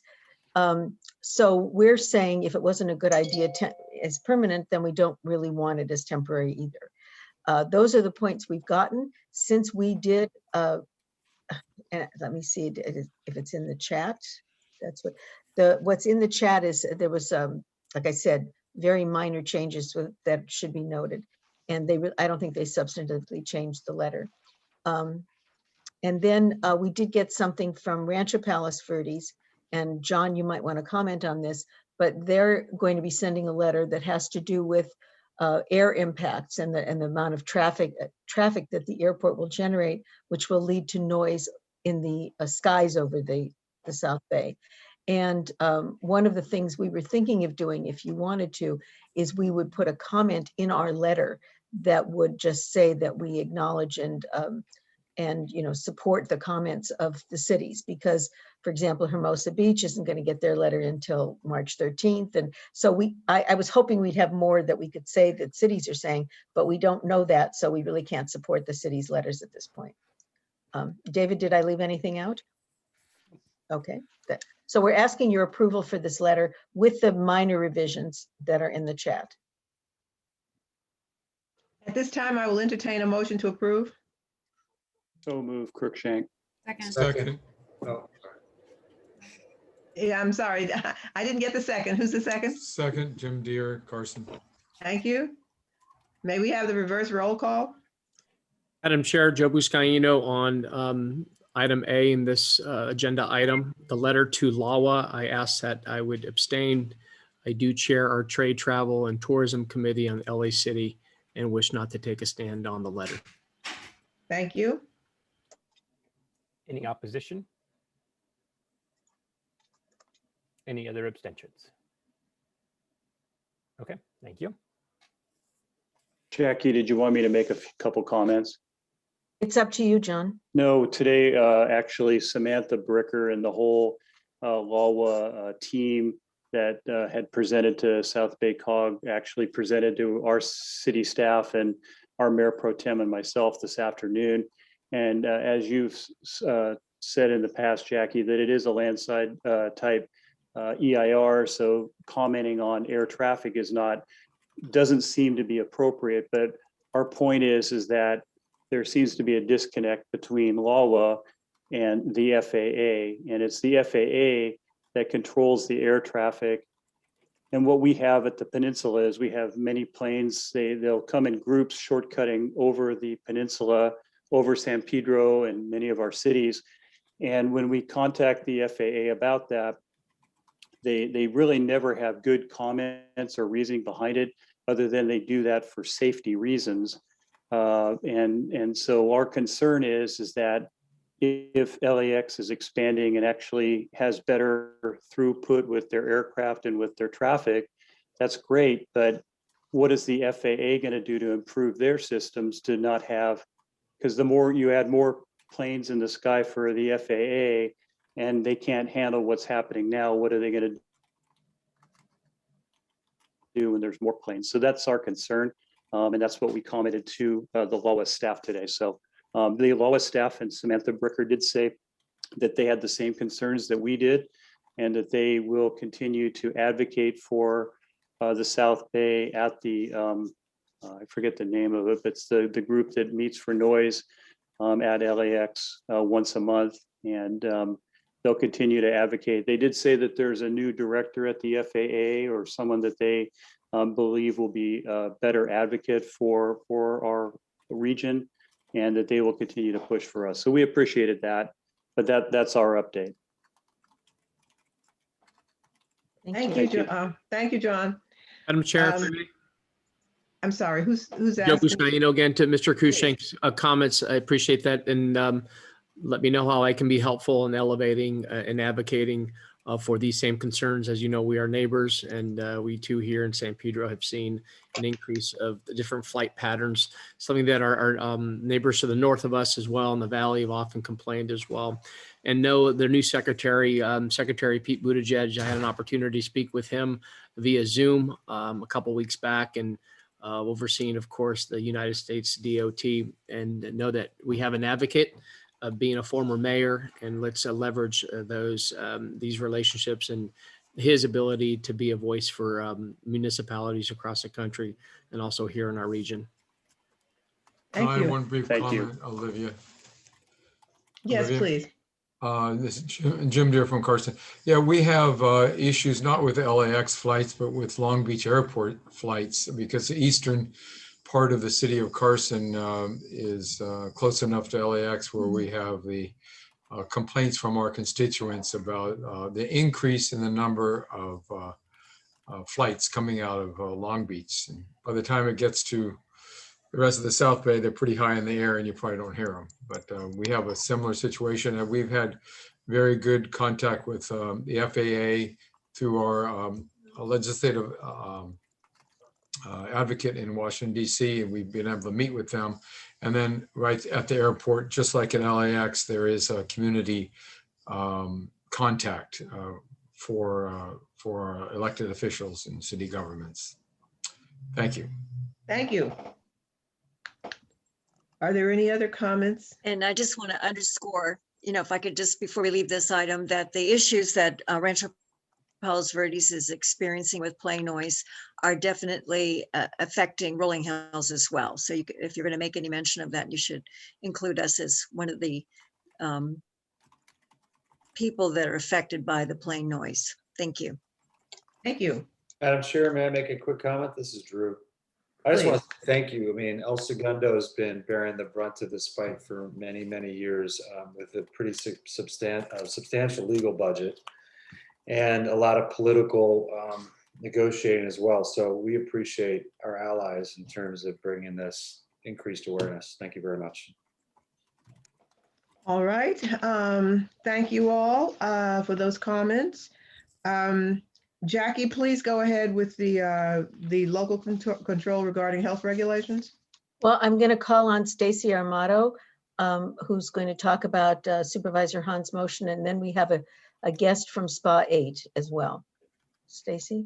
All right, thank you, Jackie. Thank you, Madam Chair. And my co-chair is missing from our meeting tonight, Hildy, so I'll be giving the report. We have coordinated with Supervisor Han's office on one of our goals on better communication and collaboration with our SPA. And to that end, we recommend supporting Directive 3 of the supervisor's motion. I will read it quickly to direct the CEO, Department of Public Health, and Department of Health Services, and any other departments identified by the CEO in consultation with the various councils of governments to report back in 90 days with a recommended process to develop protocols for inclusion of COGS in existing SPA structures, where COGS can provide input, collaborate, and receive information on health and public health services impacting their specific region, as well as any other services identified by the CEO. And I just want to thank certainly Jennifer from the supervisor's office for working closely with us, and Katie and Ivan as well. We appreciate all the work you guys put into this and recommending support of that Directive 3. Thank you. Jackie, Madam Chair. Yeah, I just want to mention that the motion is longer than Directive 3, but the other two directives deal with boundary changes, which we don't feel we have a position on. So we're specifically talking about. I'll entertain a motion to approve Supervisor Han's motion on the SPA boundaries. So moved. Horvath. No, it's on Directive 3 of the motion. Directive 3 of the motion, right? Still so moved. Well, second. May we have the reverse roll call? Any opposition to supporting Directive 3? Any abstentions? David, I'll abstain. Okay. Okay, go ahead, Jackie, move on to the General Assembly, please. Well, no, we have, I was going to call up Nancy Rodriguez from Service Planning Area 8, since we're on Health Department. Okay. She might, and I think she has a guest with her. Nancy, are you still here? I'm here, yes. And actually, so Dr. Kurian is going to be speaking, and I believe she's on. Yes. Dr. Kurian? Yeah, hi, good evening. So I thought I'd just start by giving you a little bit of an overview in terms of changes around health officer orders. And then I have a few slides that I can share just to show where we are in terms of our vaccine rollout. So just quickly in terms of health officer updates since last month, in light of the recent ruling earlier this month by the US Supreme Court and the change made by the state as a result of that ruling, currently places of worship can open for indoor services with modifications. And this includes limiting the number of people present to 25% of their maximum indoor occupancy.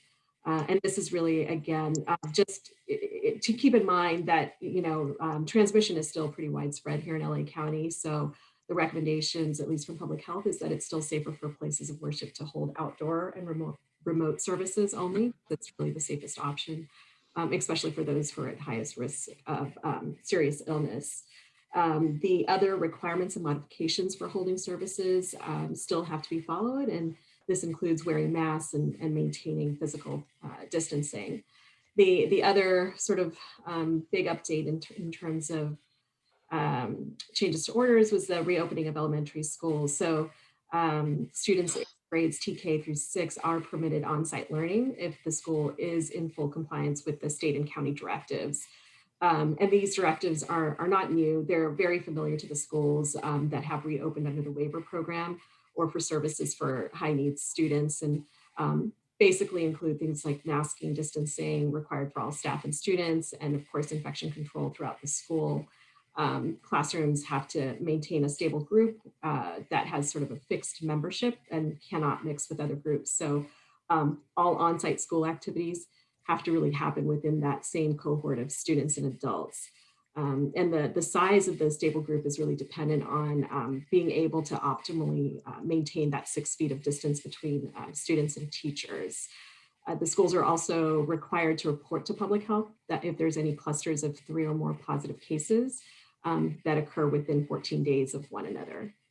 The schools are also required to complete and post the county school reopening checklist that demonstrates that they're complying with all the required county safety protocols. The state did add a few additional requirements like establishing a Cal OSHA COVID-19 prevention program, the requirement to consult with labor, parent and community organizations regarding any reopening plans, and assuring that they have approved guidance on ventilation and or sufficient ventilation in their classrooms and shared spaces. They are also required to have a testing plan that includes symptomatic testing and surveillance.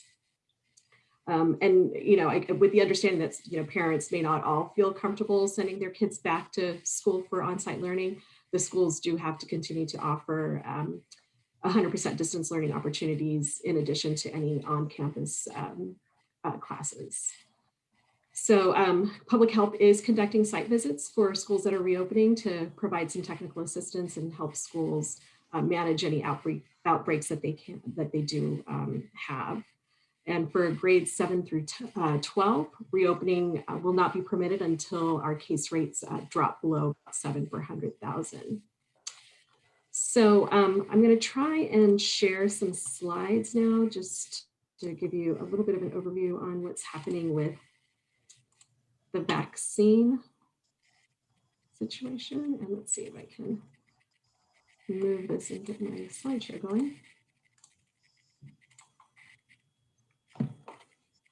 Okay, so I guess the sort of the good news to begin with is that even though we've been getting really small doses coming into LA County, we have at this point administered about over 1.7 million doses of vaccine in the county.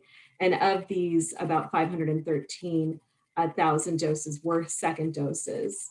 So again, currently at the moment, only healthcare workers, residents, and staff at long-term care facilities and people who are age 65 or older are eligible to be vaccinated. And this itself accounts for about 2.2 million people here in LA County.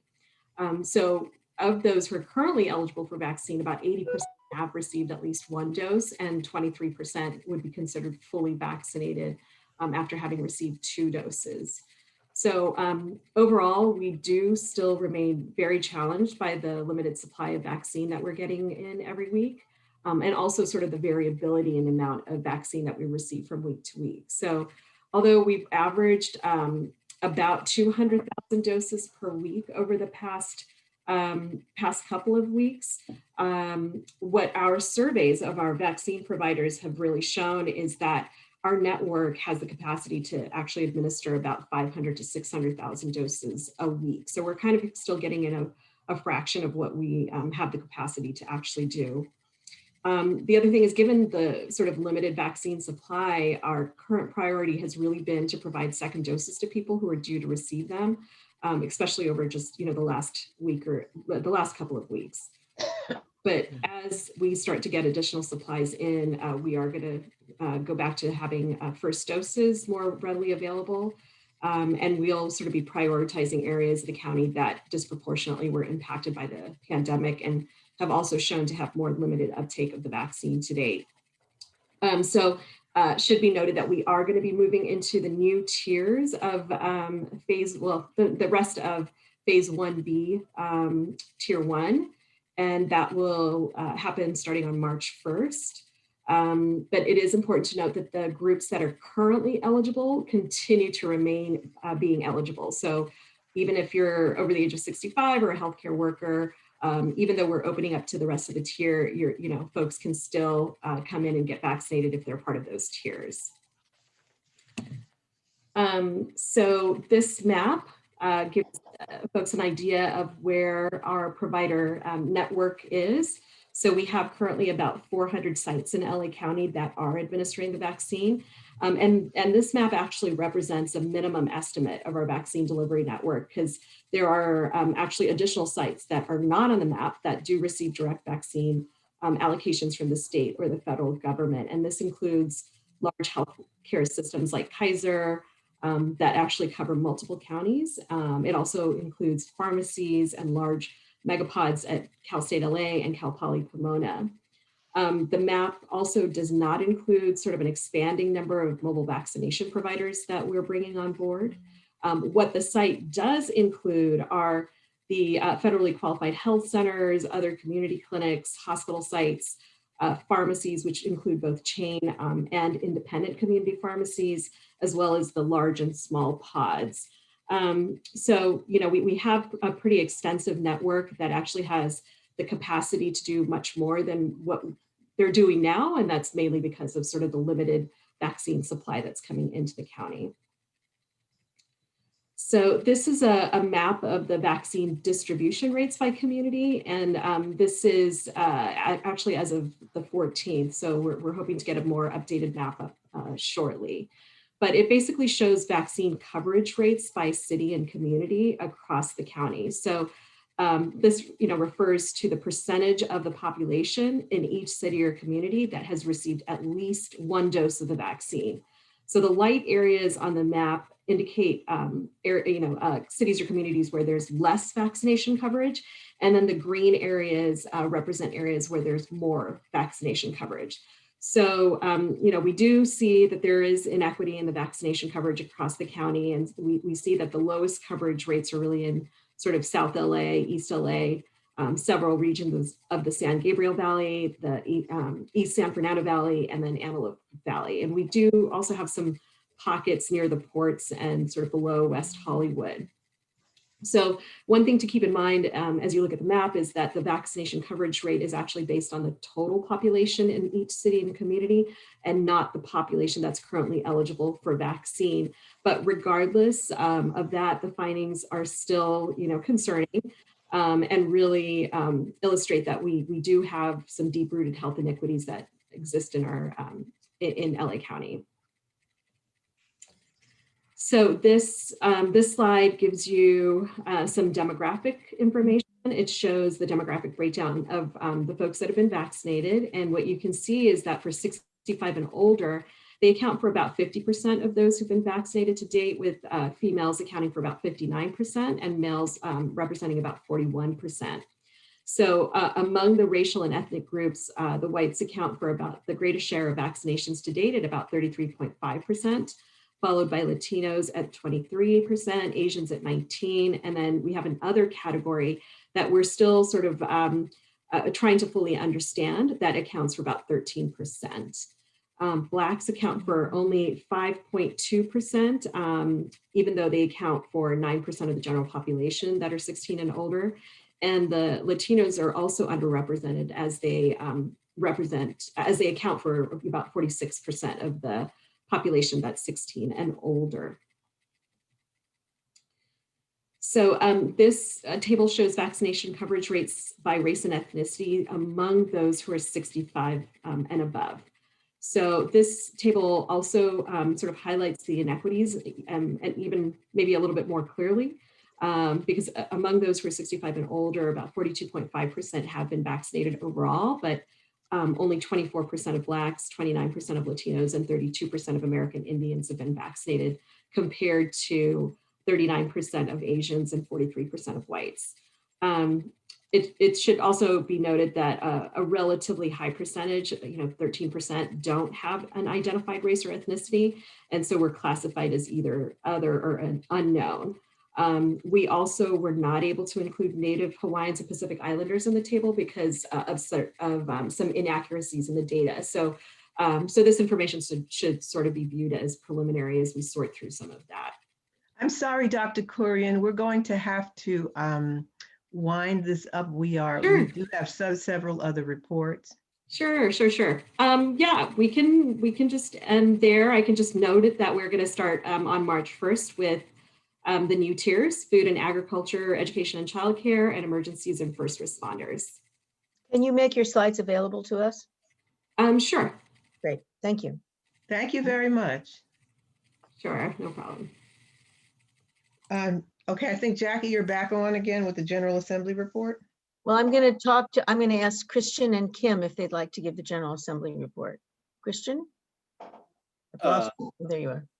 Hi, I'll just say this. Hopefully Jackie and the team sent out packets to all of you to invite everyone from your city, colleagues, staff, commissioners, etc. I would just implore you, it's virtual, right? So I would really push the information out to the general public as well through your social media networks.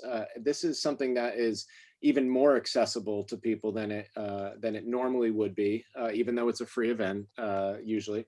And so I think, there's going to be a lot of topics and interesting conversations happening that day. And one of our biggest job as elected officials is to kind of be that conduit, right, between residents and government. And so what better way to engage a conversation and have that with the public directly. So I just ask that each of you share the information with as many people as possible, because we can accommodate them. And otherwise, as far as I know, I'm wrapping up all my pre-prep with speakers right after this meeting. And then I have a handful of things to do for Colleen before she kills me. And otherwise, we're good to go on this end. Thanks. Great. I would just add, we have a total of 340 RSVPs. So that's very, very good. And primarily, they're mostly interested, like 59% of that are very much interested in the program. 19%, almost 20% are interested in learning about the COG. So I thought that was really interesting to think about who we're having attend.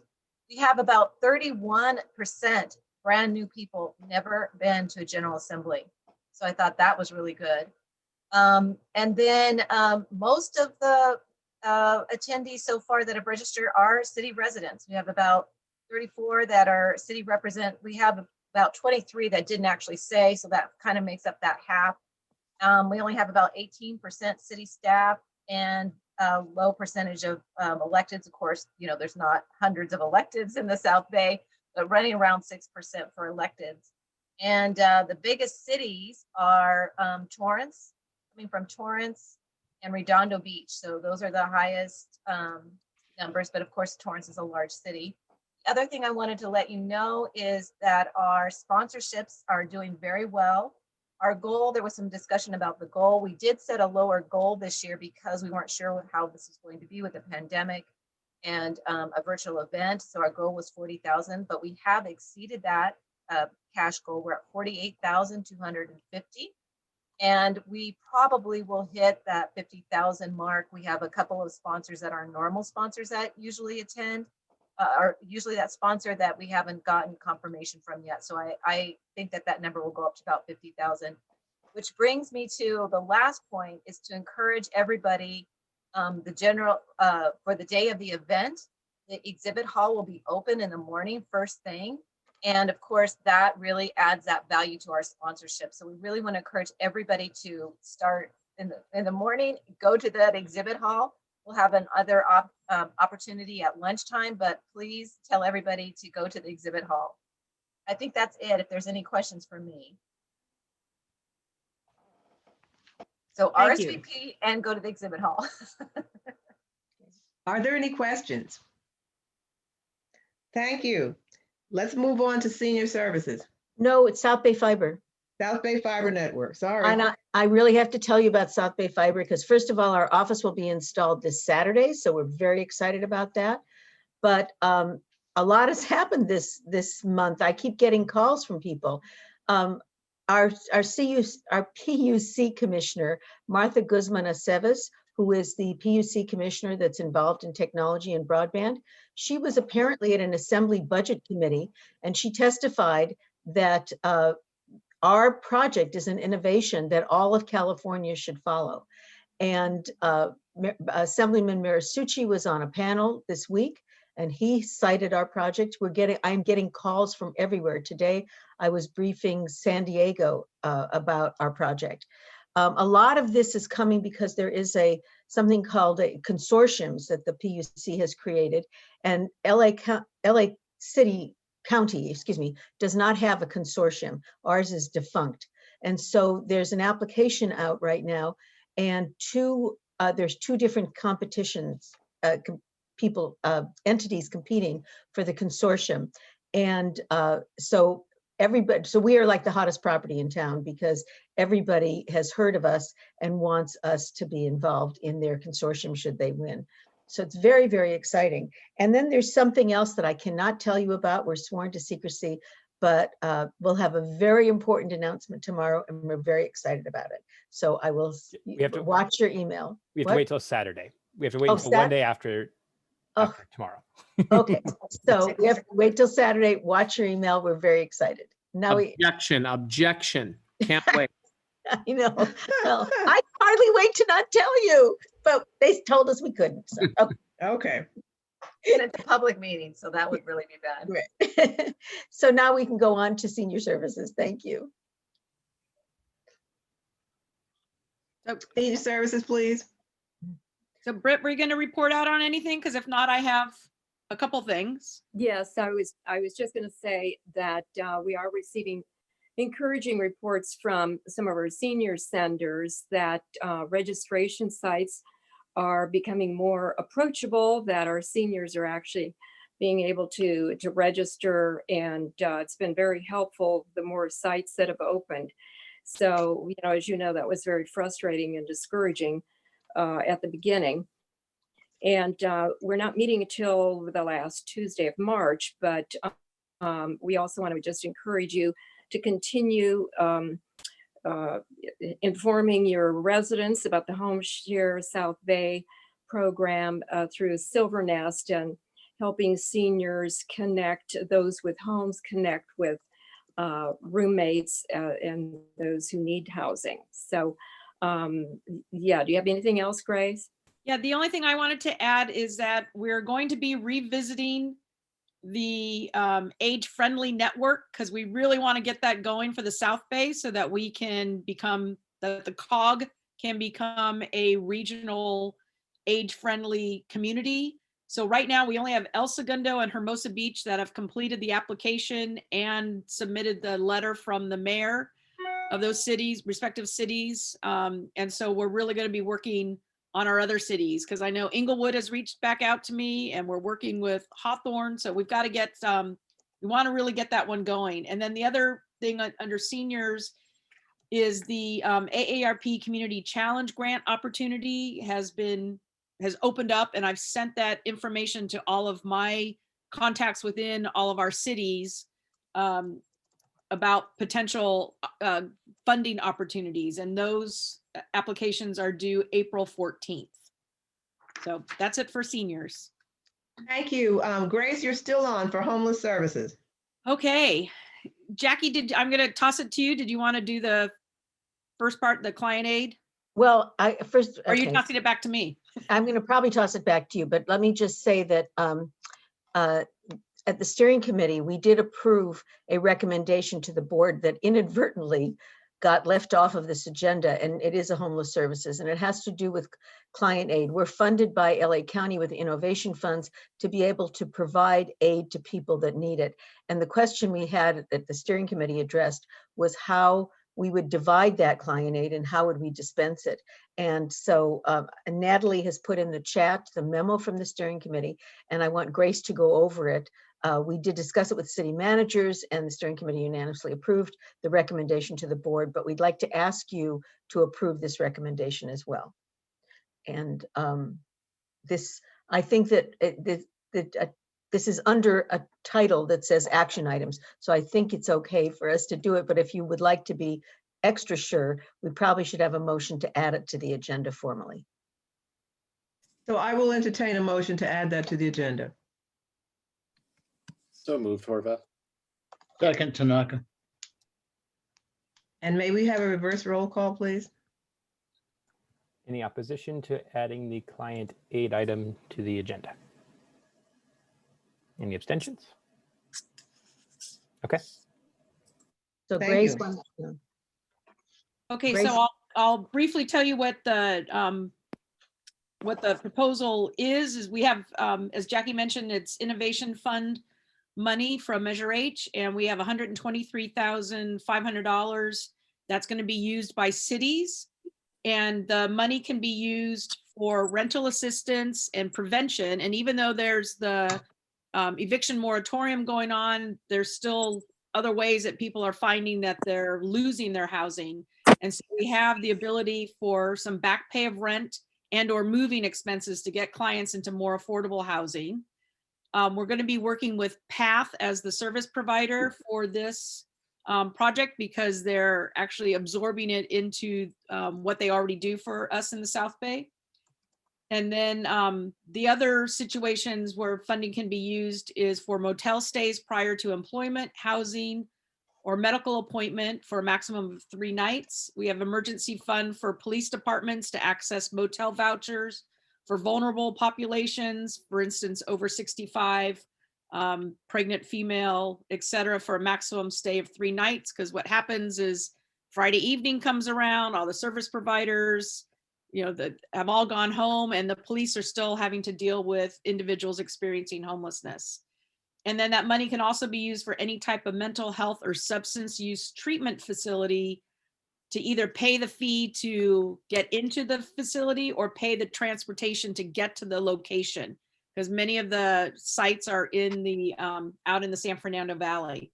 And so the way it will work is that cities will complete the request for financial assistance, submit it to the COG, to me, and then I'll be working with PATH to get the ball rolling. And it will be a reimbursement program, but PATH will be the one kind of funding the money up front, and then we will be reimbursing PATH. And then it's a first come, first serve basis. So we're going to be keeping track of our cities as they make the requests to utilize the funds. And then we're going to be reevaluating the program at the 3-month period to make any adjustments if necessary, at least to start at the 3-month period. And then PATH's going to be providing us a monthly update per city on the type of aid that's used, the overall number of people assisted, and the amount of funds that are expended. So are there any questions on that? Grace, I have a question. How will you decide how much to disperse to each city? Well, we have, so for instance, if a city comes to us and says, I have an individual who needs a hotel room because they've got a housing interview in a couple of days. So the maximum that they can stay in that hotel room would be for 3 nights. And the same thing if it's the emergency fund that the law enforcement, police departments or other law enforcement access, it's a 3-night stay. And then it's for the back pay or the rental assistance, it's up to $2,000 per person. So but Grace, the answer though, we decided not to do it per city because we have no idea how this is going to be used. So the way we're doing it is we're monitoring it and getting reports every month. And then we'll make a reassessment. If we see one city is overly using it, then we're going to try and have checkpoints so that we do try to save this money for all cities should they need it. It's just, we talked to the city managers about this and it's just really too hard. You don't want to deny somebody money if there's no need in some other city. So it is not being done by city. Thank you. And we are going to do a training at the next week's Homeless Services Task Force meeting. Haley from PATH is going, and I are going to be talking about how the cities can access this, the funding assistance program, the form, and then how we're going to be using it going forward. Thank you, Grace. Are there any questions for Grace? Well, that's just part one. Oh, But I'm sorry. Go We ahead. do I'm need, sorry. we do I'm need a sorry. motion, though. We do need a motion on that. Yes, I'll entertain a motion for, okay, I'll entertain a motion for the a disbursement of client aid. I just gave you the report. So moved, Horvath. Second please. motion, Dear Thank Carson. you. May we have the reverse roll call? Any opposition to approving the recommendation? Any abstentions? Okay, motion passes. Okay, I understand that Councilman Buscaino is starting to share his screen. Is he going to go next, Jackie? Well, I think Grace had some more, but Joe, did you have something you wanted to, I know you're busy. Do you need to leave? I'm not sure he knows he's sharing his screen. I don't know. Was that me? That was you sharing your screen. Yes. Okay. Throughout this whole pandemic, I've never once shared a screen, nor have been taught or trained how to share a screen. But I have nothing to report, Madam Chair. You're a natural. Okay. Wait a minute. While you're here, I was going to call on you because I have a bit of a CD15 report. Go ahead, Grace. Okay. If Madam Chair, if you're okay with it, I'll defer to Grace. All right, please go ahead. Well, he is my council member anyway. So, so exciting news is that starting Monday, March 1st, there are 2 safe parking sites that are going to be opening up in CD15. One will be at the Housing Authority City of LA lot that's on Hamilton. So even though it has a Torrance address, it's technically, I guess it's Harbor Gateway. And that one's going to be operated by WLCAC, which they're the organization that's doing the Watts safe parking. That's also in CD15. And they're going to have 30 spots for cars and RVs, and it will operate from 7 p.m. to 6 a.m. And then the other site is the San Pedro Municipal lot, so down by the municipal building, which is where our temporary offices were, thanks to Councilman Buscaino. And that one's going to be operated by the VOA, the Veterans of America group. And then that will house 25 or allow 25 vehicles, and it will operate from 9 p.m. to 6 a.m. And then opening in early May are pallet shelters near Harbor College. They're going to be 75 units. And my understanding is they're going to focus on people experiencing homelessness from the Lomita McCoy encampment and also Harbor College students. So some real exciting news in CD15. Thank you. And then the last thing I want to add, because I know we're running late and I have a whole list of things, but I'm going to keep it short, is our Homeless Services Task Force meeting is next Wednesday, March 3rd from 3 to 5. And we are having a presentation on safe parking from Helen Chin from the city of Culver City. And so she's going to be talking about the challenges and successes that their city has dealt with in the opening of their, what they're calling Safe Park.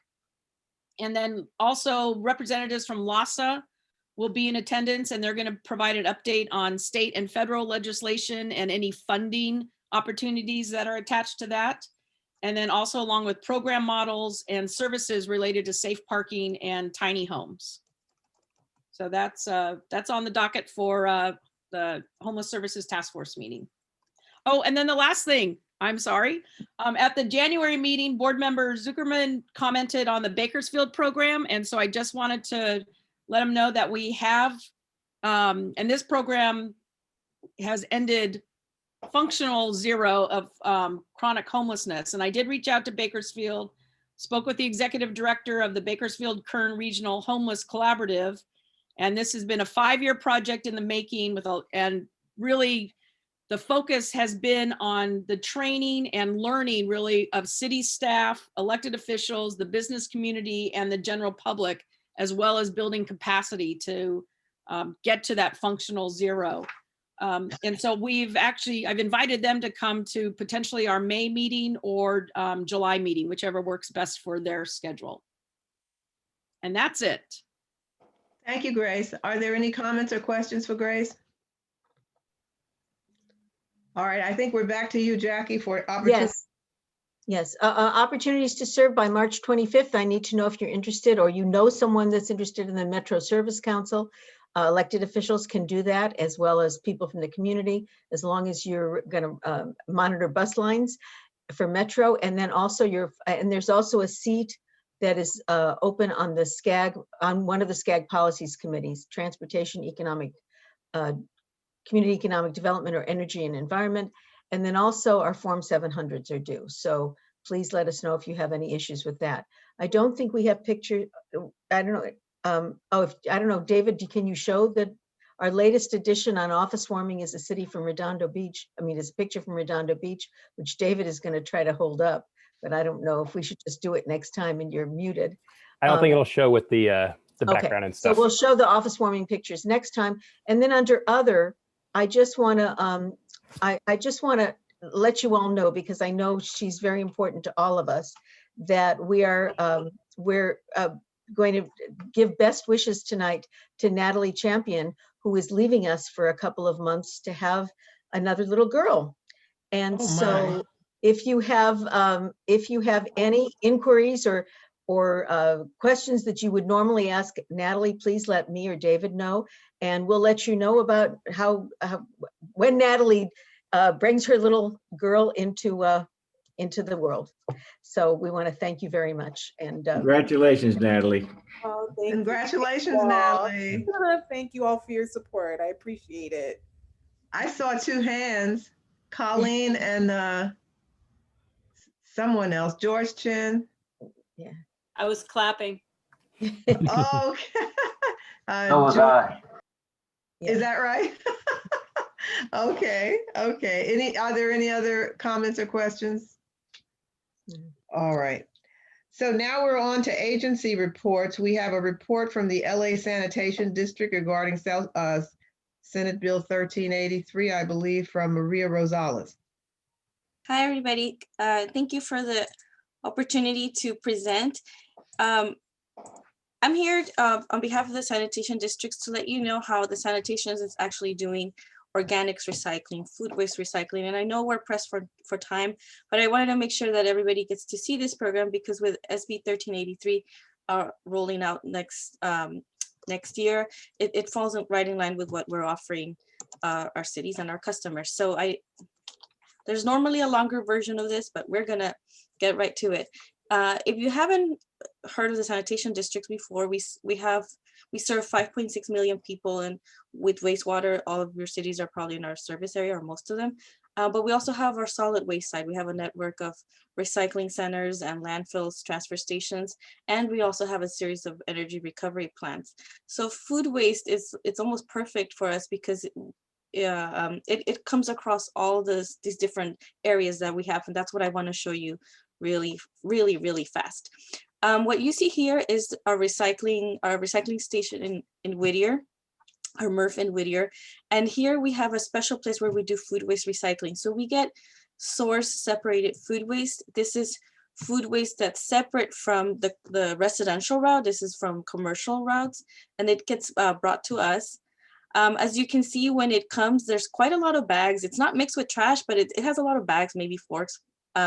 So the first thing we do is we actually run it through this hopper looking thing. And if you look up here, we're removing the plastics, obviously, because what we want to recycle is the organic part. And you think of, they call it bioseparator, we call it garlic press. This is like that skin left over from the garlic. We shred that, and we actually do this twice to make sure we get all the smaller stuff. These residual plastics are actually just landfilled. But this next shot right here, the slurry, is actually the food waste that's been made into a smoothie. We can add water as needed, and this is what we want, right? Just organics ready to recycle. If you see here, we put it into this this tanks and it gets put into a truck. And if you notice, this gentleman's holding a little bottle, and that's because we make sure that it meets all the testing so it doesn't upset step number 2, which it gets, this slurry actually gets sent to our plant in Carson, our joint water pollution control plant, if you've ever heard of it. But here it is.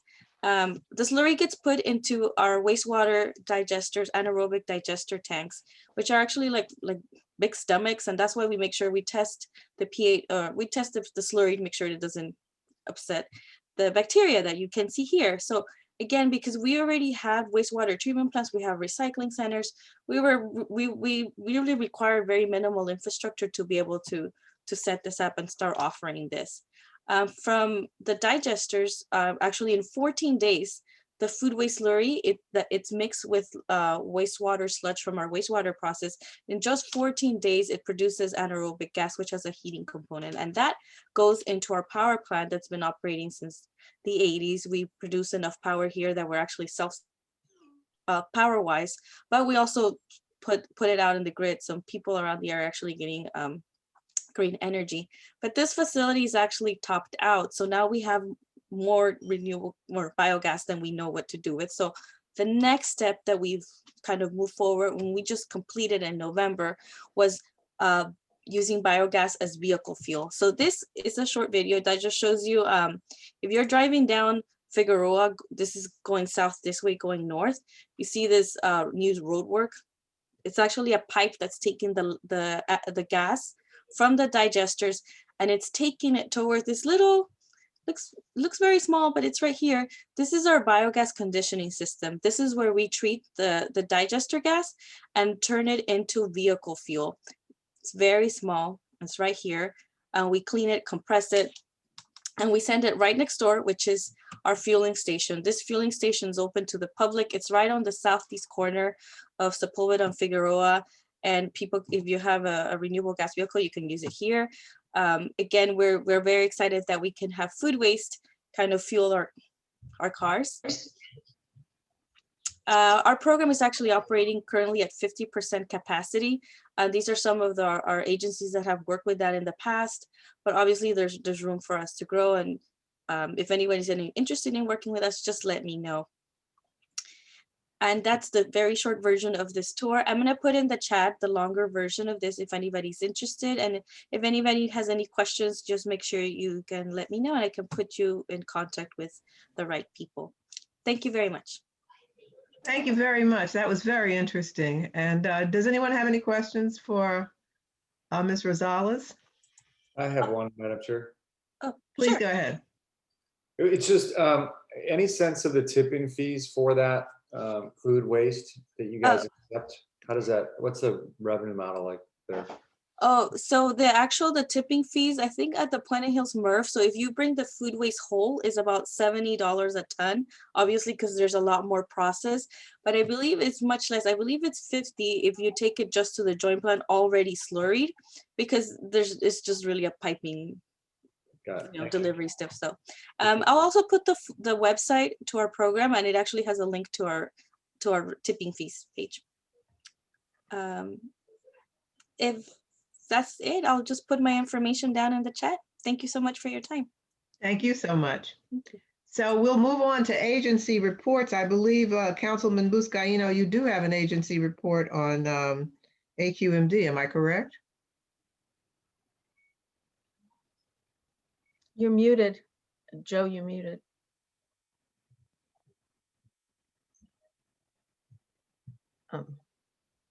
Councilman, you're muted.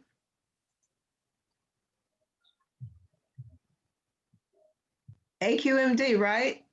Councilman Joe? Nothing to report, Madam Chair, sorry. All right, thank you. All right, so the agency reports, we're not calling on anyone to give the report unless there are any questions on any of the reports. Are there questions on any of the reports?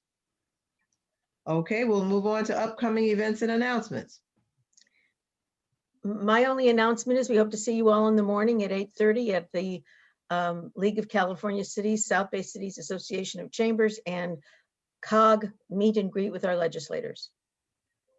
All right, so thank you all. We will see you at the General Assembly on Thursday, March 18th. And the next board meeting is Thursday, April 22nd. So good night, everyone. Stay safe, and we'll see you at our next events. Thank you. Good night.